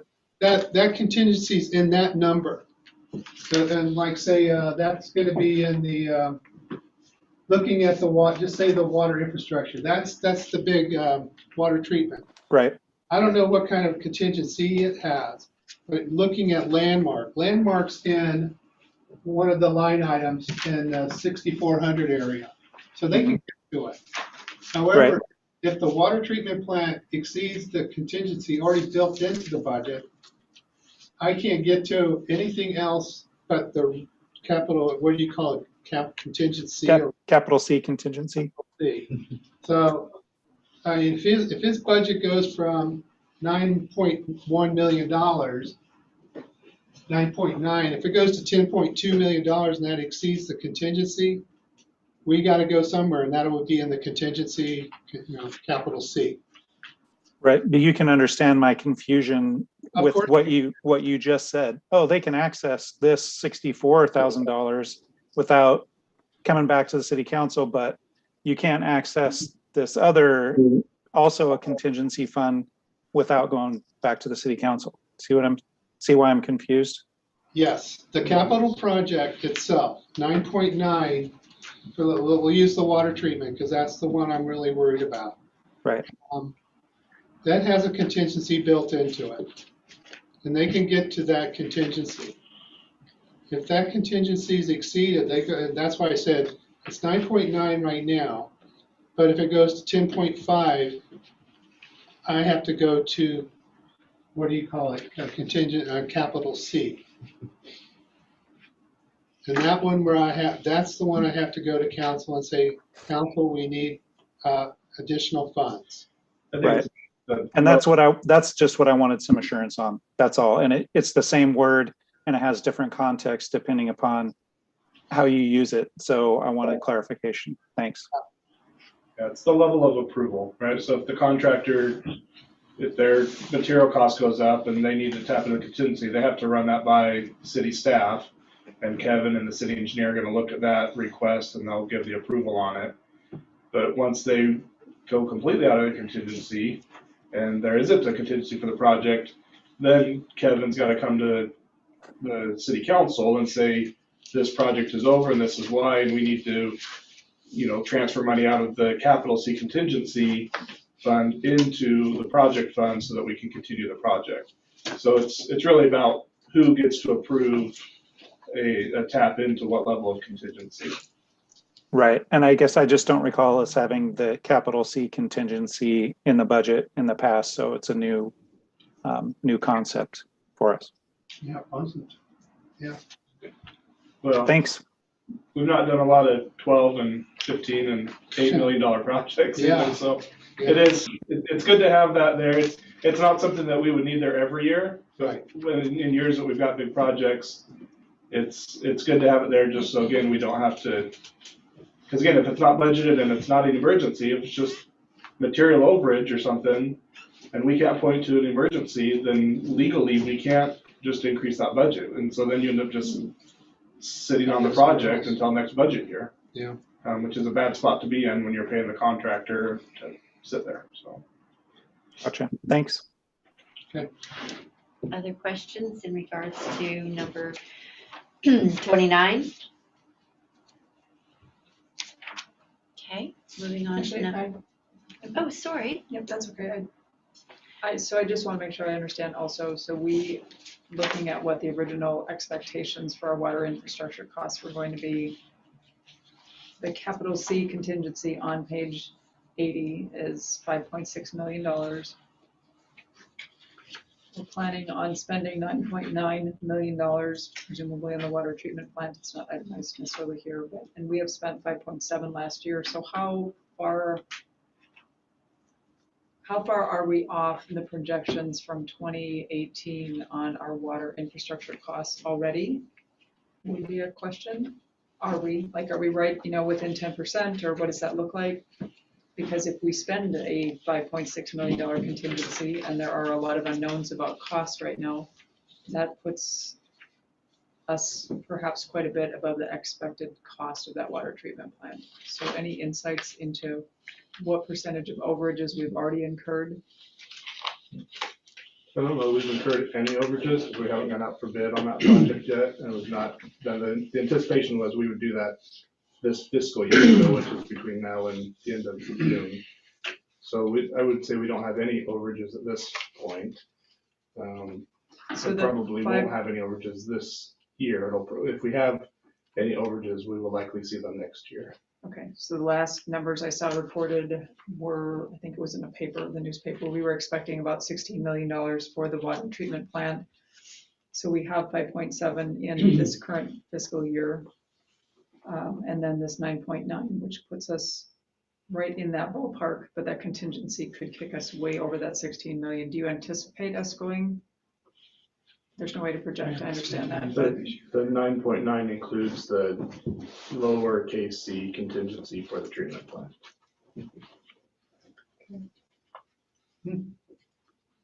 Yeah, we haven't spent it. and again, just the capital C contingency of $5.6 million, that would require approval by the council? Yes. Yes. Okay. Thank you. Okay. Any other question in regards to number 29? Okay, I'm not seeing any other questions. Moving on to 30. Page 50, we got a question about the placement of franchise fees. We have for public service and Pioneer Telephone and the street fund. And the question is why are they not in the general fund like all the others? Now, talking with Chris, that was an administrative decision made from the past. And I don't know, can we make that motion? Hi, Chris. Can we move that around? But, was a council decision from the past. Yeah, this was, I don't know if it was council or budget committee, but at some point the street fund was hurting, and so it was decided to just go ahead and move those over and have them go directly into the street fund. Eventually they're gonna find their way into the capital improvement plan or into the land building equipment. So whether they're landed in street or they're going in general fund, either way, they're typically getting transferred out into land building equipment. So the reason I raised this question was on page 6, you will see that there's Consumer Power, Northwest Natural Gas, Pacific Corp, and Comcast. All those are franchise fees that the city can spend however they want. Okay. Putting the Republic Service and Pioneer Telephone in the transportation limits how you spend that money. I don't know when they changed it, but it used to be all of them came into the general fund, and the city council, the budget committee made a conscious decision of how much money they wanted to transfer into the transportation. By having them just go there, it's just whatever it happens to be. There's no conscious decision, and it is initially a general fund income, and just sticking it in another place to me, doesn't seem to make any sense. It doesn't change where the numbers, I mean, but it would in the sense that, you know, if the city council or the budget committee wanted to transfer this year from the general fund, $50,000, for instance, there would be a line item transferring it to the transportation, to the street fund. I say transportation, to the street fund. In my mind, it's important that you show what you do with your money. And if it's like this, it just kind of just happens and it's not a conscious decision. So that's why I suggested that. Sure, I'll make a motion that the Republic Services and Pioneer Telephone income that is currently in the street fund budget go into the general fund budget with the other franchise fees. Second. Would you want to replace that money then in this budget with some other way? Yeah. As a countermeasure? Yes, well, yes, you would want to, yes, because I assume they're assuming somewhere around $68,000 is what they was gonna, right. Of course, it's an estimate, so, but, you know, if you want to put $70,000 in to as a transfer to the street fund, I mean, okay, I'll use that number. Okay. And to do that as well. Do we need to do the exact number though, so that it's So balanced? we've got a motion on the floor right now. Well, I'm waiting for a second, which Oh, Ruth is that first a said. She did. He did, and then And then I I asked the question, and then I'll open it up for discussion because I think it's a valid question. I'm just confused what the actual motion is that we're discussing right now, because I thought that was just like talking about the motion. So he started off with, you know, he made a motion to transfer Yes. the Republic Services and the Pioneer Telephone funds that Yes, I will got be that. incoming. And then the question was, is that the only portion of it? Did he want to do the other? And then he says, oh yeah, you know, I'll round it up. So we don't need to amend the motion though, because it was like. It was long and drawn out, I agree. Do you want me to repeat it? I'm confused about our Robert's rules at this point. There's a motion and a second. Okay. So if anybody wants to amend the motion, we can, or we can just have discussion and vote on that, and we can entertain another motion after. We can do that. So is the replenishing from the general fund to the street fund part of the current motion? Not currently, No. no. Okay, No. thank you. I muddied that, I apologize. No, you're good. Sorry. It is open for discussion, so please. I will offer the piece of history that I was here at the time those two were moved to the street fund, and Chris is correct. The street fund was hurting. Republic Services and Pioneer Telephone were both considered very street impactful users. And that was the reason that those two were moved to the street fund, because of the heavy impact on streets of Republic Services trucks and Pioneer Telephone with their traffic on the streets. So that is why they were singled out and moved to the street fund. Okay. Further discussion on the motion, Christopher. I know this isn't really, we can't make this happen, but my preference would be to just have the finance and admin committee talk about this because it was their decision in the first place.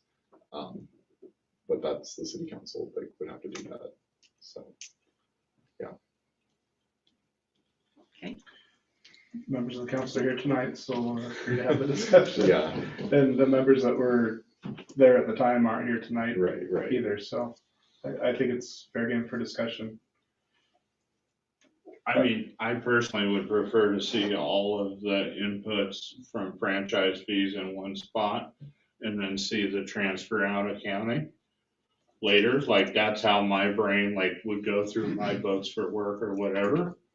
I was like, well, here's the income sources all from one type, it's kind of grouped throughout the rest of the budget by here's the income and the output. I do understand the reasoning, but I feel like that could also be addressed as like I don't want to say like a rule, but like kind of as a practice, we plan to use a certain percentage of these particular fees because they're, without a hard fast rule that they're not paying more because of this or anything, right? It's just a general, yeah, so to me, it seems kind of.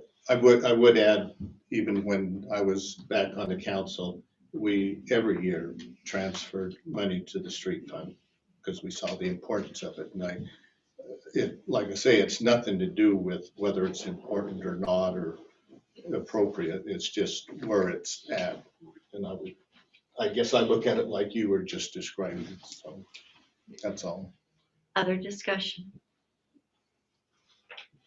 And I guess, I'm guessing it hasn't been an issue in terms of our auditors picking up on it. It's probably just No, a that's a management discretionary decision, yeah.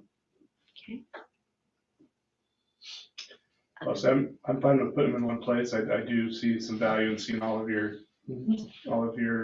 franchise revenue in one place. And then, again, if the council wants to set a policy on a certain percentage that moves forward, or that's just a budgetary decision that's made year by year based on what projects are there, it does free the council up or the city up to use those franchise fees for other things other than street in any given year.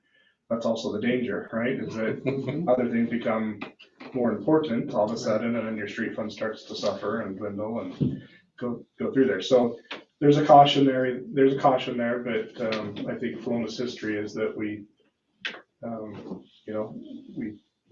do get a job of saving for the future. I will say, in recent conversations, like on the 11th Street LID that we've been talking about, a lot of the concern is how do we fund local street improvements? Where are these funds coming from?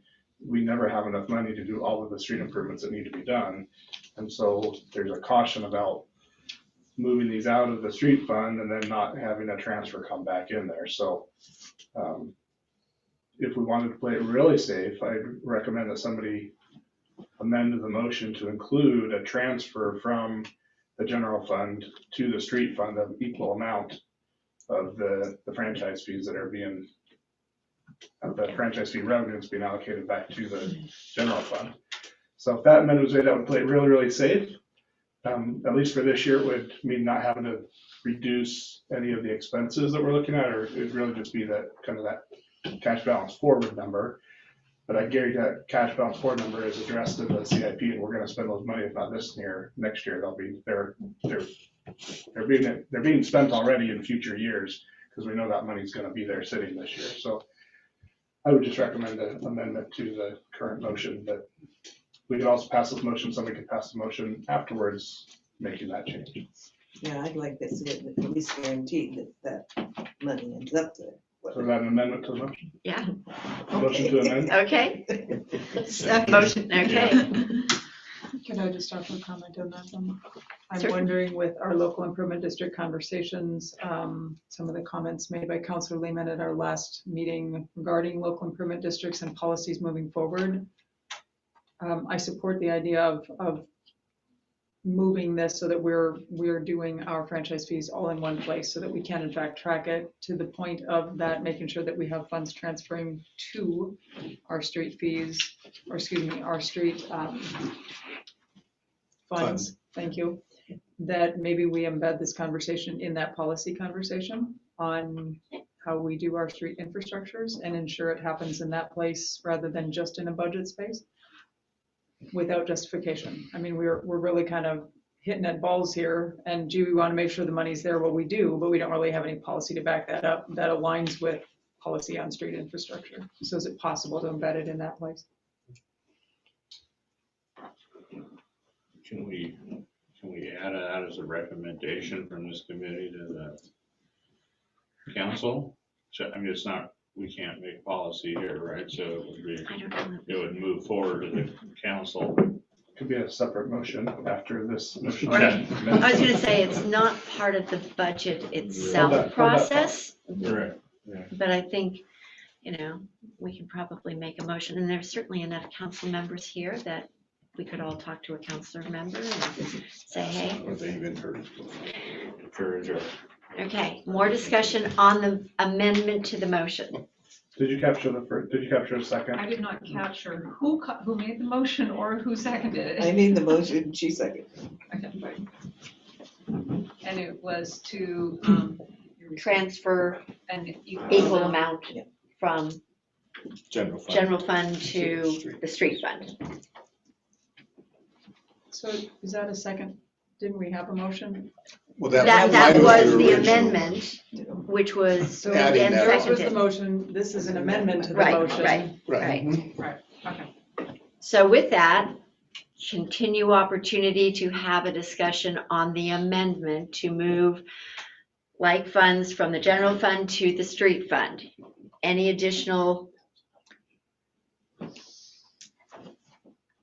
If no additional, all those in favor of moving, okay, that wasn't waving anything, was it? Yeah, I'm looking on the screen. Okay, she was just going like this and I wasn't sure. Okay. All in favor of the motion to move the monies from the general fund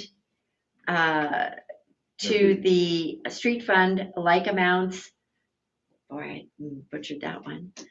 Signify by raising your You're All talking approve about it. the amendment, right? Yeah. Just the amendment of moving the funds between the two different funds, Amended motion. amended. All opposed to the amendment, signify by raising your hand. Again, unanimous. Now we're back to the motion, which Van had originally made, which was to move line item of 21-03420 and 21-03450, those descriptions and dollar amounts to the general fund. As amended. As Thank you. amended. As amended Send the to money back. send the money back the other way. Okay. No discussion, right? No. Thank you. I'm getting lost. All in favor signify by raising your hand. Any opposed? One opposition? Sorry, it still passes. Now, there was a number of discussions there in regards to perhaps making a recommendation, anything like that. Do we want to just let that lie and we'll just talk to the council members on their own and move on with the night? Yeah, I mean, the council's, or that's a discussion the council's going to be having, so I think that conversation, I won't speak for that council, but I don't think that a formal motion is needed. It'll be remembered and discussed. Okay. Councilor Clausen. Question. I don't want to belabor this point, but could you briefly tell me how franchise fees are established with each of the utilities? They usually want to work in the right of way and they come to the city for a franchise. Okay. And that's where you work with them to get you the particular item. So they usually set it based on linear feet or whatever is in the, whatever they're doing. And it's approved by council. Okay. So that's how my short version of it is. Okay. Chris, My question you might is, have a better version, but my second question is, does Lyrica not have franchise fees because they don't use the right of way? Correct. Thank you. And how about Peak or North Sky, who's just, which are they doing for Pioneer? North Sky works for Pioneer, so that's part of the Pioneer franchise. So they're using the public right of way Okay. that Pioneer has the right to use because they're a franchisee. And that's kind of the part of the purpose of them, is that, like North Sky is digging up, Right, making everything. holes in the streets and Right, sidewalks. I mean, it's kind of that sort of, for that purpose. So right, they can just right, go do it in a sense. right. Okay, Thank you.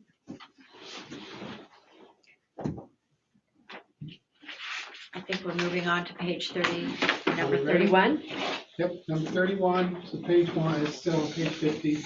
There's a transfer from the storm drain fund to the streets. It should stay in the storm drain fund, and all the percentage of time, like it's already calculated, should stay, that should be covered. So in order for that to happen, another motion is required, and because you'll be reducing revenue to the street fund, you'll have to come up with a decrease in that fund, because if we do it without any decrease, it's going to take contingency and beginning fund balance to a negative. We can't do that. So whatever we do with this one, I told Chris and Kevin that I need to look at this fund next year and see how we're going to fund this. And I was going to leave it alone this year, but the question came up, so it's up to the committee if they would like this to happen. Otherwise, I was going to put this off a year to fix it. As the person who raised the question, to me, it's the same sort of thing. In this case, the storm drain fund is sending money to the street fund. The only purpose is for the employee costs.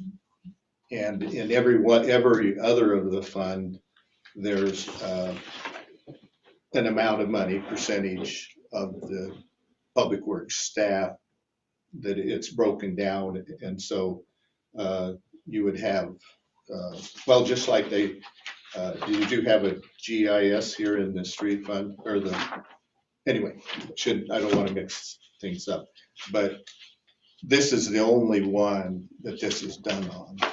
And myself, if it's kind of make it more complicated, if you're already in agreement with it and you're going to do it next year, I'm fine with leaving it because again, it doesn't really change the numbers. It just puts them in different places. So I'm fine with that, just knowing that. And again, I think in the past, the storm drain has not been a major expense. And so to allocate all of the employees' time to how much they were doing storm was really difficult because it's very little. It used to be traditionally very little time. That still may be the case where, most of that work is being done by a contractor or whatever anyway, but you want the street to pay for a portion of that for the employee time that is there. So, at some point, the amount of employment time is so small to divide that out by 6 full-time employees over the course of the year, you're talking about, fractional hours every week kind of thing. So it gets a little difficult. And it may just be not worth the extra administration. That said, storm drain is growing. We're spending more time doing it. The cost is going up. So it's definitely something we could look at next year, but I would recommend we pass on it this year just because we've got a lot of other things going right now. Catherine? Yeah, I was under the impression we couldn't transfer between certain funds like this, so storm drain funds to street funds. Is that not the case then? I mean, it was my interpretation, this is not anything we talked about this year, but in the past, that those funds had to stay in those buckets and those dollars. Like transfers could only happen from general fund to other funds, for example. Is that not the case here? Well, you just created a general fund transfer to the streets, so that one's okay. But I see you're saying proprietary to governmental. It's entirely up to, that's a policy choice. It's nothing that's the auditors will not have an issue with it. We would have to just handle it differently when we do the auditing. But it is a policy choice. And if we do this here, what's to stop us from doing this at any point for any various number of reasons because it's administratively difficult? It's still a policy choice. Okay. But he's saying that he'll do it next year. Right, I got that. I was just clarifying, my understanding is we couldn't do this. So if the policy exists that we can do this, then it shouldn't be an issue. If the policy exists that we can't do this because we've established it that way, then this is an issue. Yeah, right. And so we did make policy changes like that. Are we obligated to disclose that to the auditors who come in next time and say, hey, this is how we're handling the books this year, now we're doing it this way? They would see it. They would see it. They would see it. And then that's when I would disclose what we're doing. Okay. Yeah.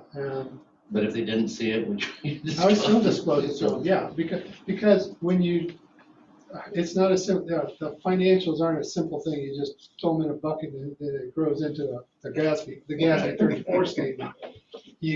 What Catherine is referring to is governmental versus proprietary.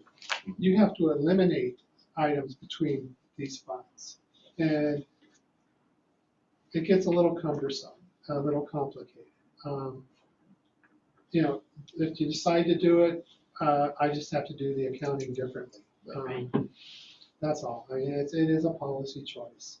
And it would be something I would disclose to the auditors, just because they need to be aware of it, because they're gonna be checking their numbers against my numbers. And they might handle it differently than we have to. So can we, it sounds like we can just disclose that this is what we have done and then look at deciding what that policy is, or you've talked about we're looking at this for next year, about making this change. So are we safe to land in that space and say this was the policy at the time? I don't know that it is, but.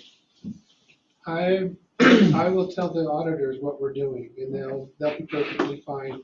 They don't get involved with the management. They just want to make sure the accounting's proper, and it's nothing illegal. It's not a bad word, it's just, it's not bad accounting. Okay, thank you. Any other questions on this one before we move on? Okay. Okay, 32 has to do with the oil mat, crack, and story seal, $256,000 that we have in the budget line item for next year. It's on page 53. Question is, this should be in the capital improvement. And the thing is, the $256,000 consists of a project that has started this year. It's a maintenance project. It's going to carry over into next year. That's 200 of it. And now the other maintenance projects that they're going to have in the streets is another 56,000. So, you know, I don't plan on capitalizing any of these, this 256,000. It's just, it's an expense out there on the streets. If it was like the streetscape, the water treatment plant, that's what belongs in there. This is maintenance. But you know, if it's something, if you want to discuss how we put these things where they are, it's more than open. I'm okay with your explanation. Okay. 33. This is relation 51. So we're gonna. That's the transfer to street fund should not be made. It's it's over on page. It's in the storm fund. It's the transfer over. So that's what that's referred to. So 31 and 33 are similar and already been answered. 34, the state highway tax for the bike path is shown in the. It's a transfer. No, it's a direct. It's a direct payment from the pool or from the state to the 41 fund. It's a project. It's for the capital projects, the footpaths, and it should all be in one place. Then we transfer it. Now this is a normal process that I've seen in other places. Albany does it. They do it the same way. Newport does it the same way.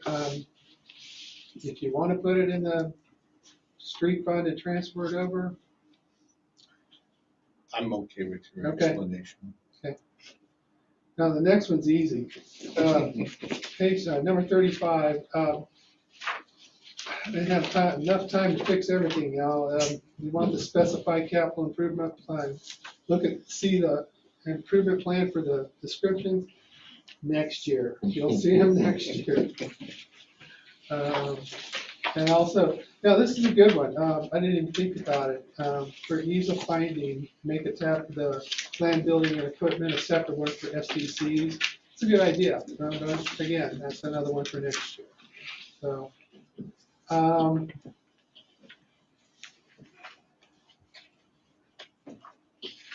the next one is transfer to the sewer fund. Quite not sure, the SDC portion should be paid directly out of SDCs. We're kind of doing that right now. We got, the finance committee asked us to reconcile all the SDCs, all the projects. Chris and I have talked about it. I want to get all the funding in the LDE, and that's where it really all belongs, move to SDCs. But this year, just because I don't have enough time to fix everything, I was just going to do it all next year. I hope to do it next year. Get all the money, all the funding in the same spot instead of having it over here in the LBE, over in the SDC. It's going to be pretty hard when if I finish a project, I have to go both funds to get the project and make sure I get them. And, I'm coming in after my predecessor. I don't know where Joe put stuff, so I'm going to have to really do some digging. So my goal is to get everything over in one spot. This year, just leave it like it is, just so I can see it, and then I'll just start moving it next year in the budget. It'll be in one spot. So that's the goal. Any other questions?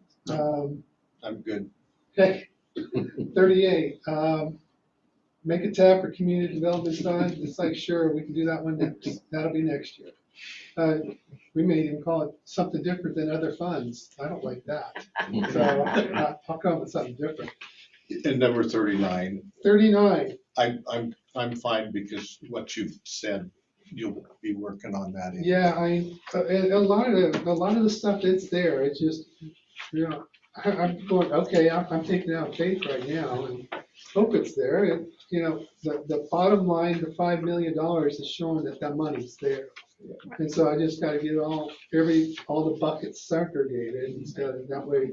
You give it to you, because I had to do the same thing in Newport. And, I might get it all done next year, y'all. I want to get at least 60% of it done. I want to know what that number means. Right now, it's a big number. Yeah. Go ahead. My comment about those and these last few particularly is, I think if you were just talking about what the finance committee wanted to know, if they were already tracked down the same line in every case, you could, you just make a printout practically and say, this is what we spent all our sewer money on, or whatever it might be. I think it would be a little difficult for you to do that right now. Yep, it would be. When I started in Newport, they didn't use the activity portion of Cassell, and now they are. Because that's where you do your project accounting. And that's something Chris brought up to me. He says we're not using the power of Cassell, and there's a lot of different items that we're not using, and even the web-based version. So, when I was over at Newport, I changed all that too, so we could use it, and it makes things more efficient. It's going to be cloudy for the next couple of years, though, just so until I find all the buckets. So just beware of that. Just know that we're moving forward on it. Counselor? Could you just give a brief summary of how Cassell differs from, say, spreadsheet, Word, Microsoft Excel, or is it a database? Cassell is a database. It's Okay. It's an accounting database program. Okay. Pretty much, yeah, a spreadsheet. As opposed to spreadsheet. Yeah, I download all the data from Cassell into spreadsheet. And what I've also done is there's another product that you can put in between Cassell and Excel that you can link them, go straight to the database. That's how I built this budget. If I had Kristen didn't give me that 2,000 to go get it, I would have probably still been working on this budget. Because all those lines, the prior years, the current year, that's directly from there. And I have to admit this, I made some changes back in January. This, what I presented to the budget committee, was through March. And so when I changed that, I've got a $700 difference. I went, where did that? And I went, oh yeah, journal entries. So the minute I open the spreadsheet, it updates. It's So it's a very cool system. But like I said, Chris said, go get it, and I got it. Then it makes one heck of a difference, and there's a lot of stuff that we can modernize. Casel's good, but it's a CAM program still, so. Okay. Thank you. And that's the end of the questions. So, end of the questions. We have, according to the agenda, visitor comments. Before we get to visitor comments, and I know that it would normally be time for another break, but I'm hoping that we're going to just power through this. So is there any other questions for Mike or Chris? Well, let me give you a balance number of what you guys, the committee has changed. And the contingency, which was 205, going into tonight, is now 203 and some change, 203,000. So Okay. I will make all the changes. The changes that you made for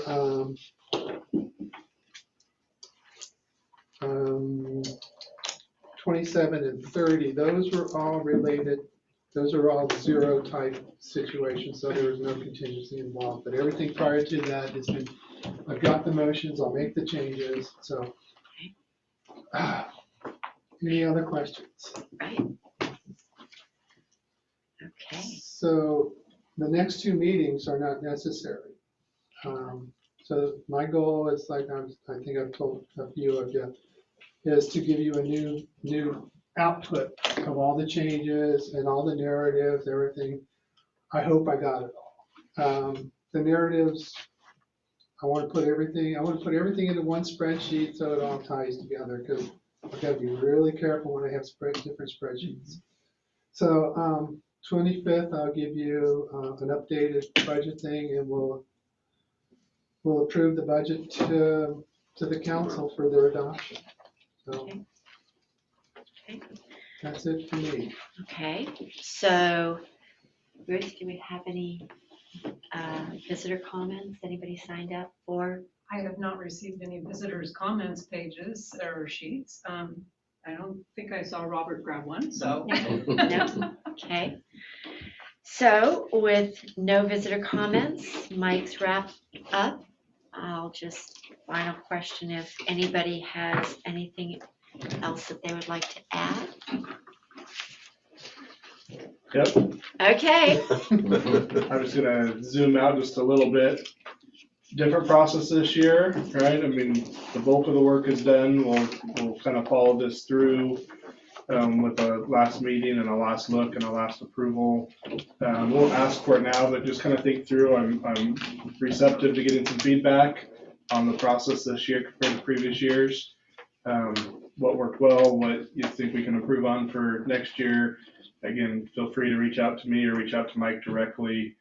Well, reach out to me, Mike is swamped, so give me that feedback. I'm happy to get that as we kind of can move forward. As you're thinking about stuff over the next day or two on process, be happy to get that feedback on what you thought worked well this year. Maybe anything we missed out on by doing it different this year that we kind of had in previous years, or things that you really appreciated this year that worked a little bit smoother. And again, I just want to thank management team, Kevin and Gary, Public Works, David and Ken at the police department. Ruth has been a tremendous help. Chelsea's pitched in, and Mike, of course, for all the work in getting this prepared. A lot of hours go into getting it to this point, and I just really want to show my appreciation to each of you on the committee for volunteering your time. Beautiful evening this evening, and you're here. There's a lot of other things you could be doing, and I recognize that. So thank you for your efforts and volunteering and being as diligent as you have of going through everything, giving good feedback. It's really appreciated, and it's important. It's really important work, and most people don't recognize it or realize it. But if it doesn't happen, then you make it on the front page of the newspaper, which is where we don't want to be for this sort of thing, right? So thank you for all of your work and reviewing everything up to this point, and your continued work going into our last meeting. Okay. Thank you. And I'm going to add thank you. I don't know where you came up with the $2,000 for the program. Yes. I'm liking what I see, And so appreciative of all the hard work that everyone has done to get it to this place. So thank you. And with that, with no further business, the meeting's adjourned.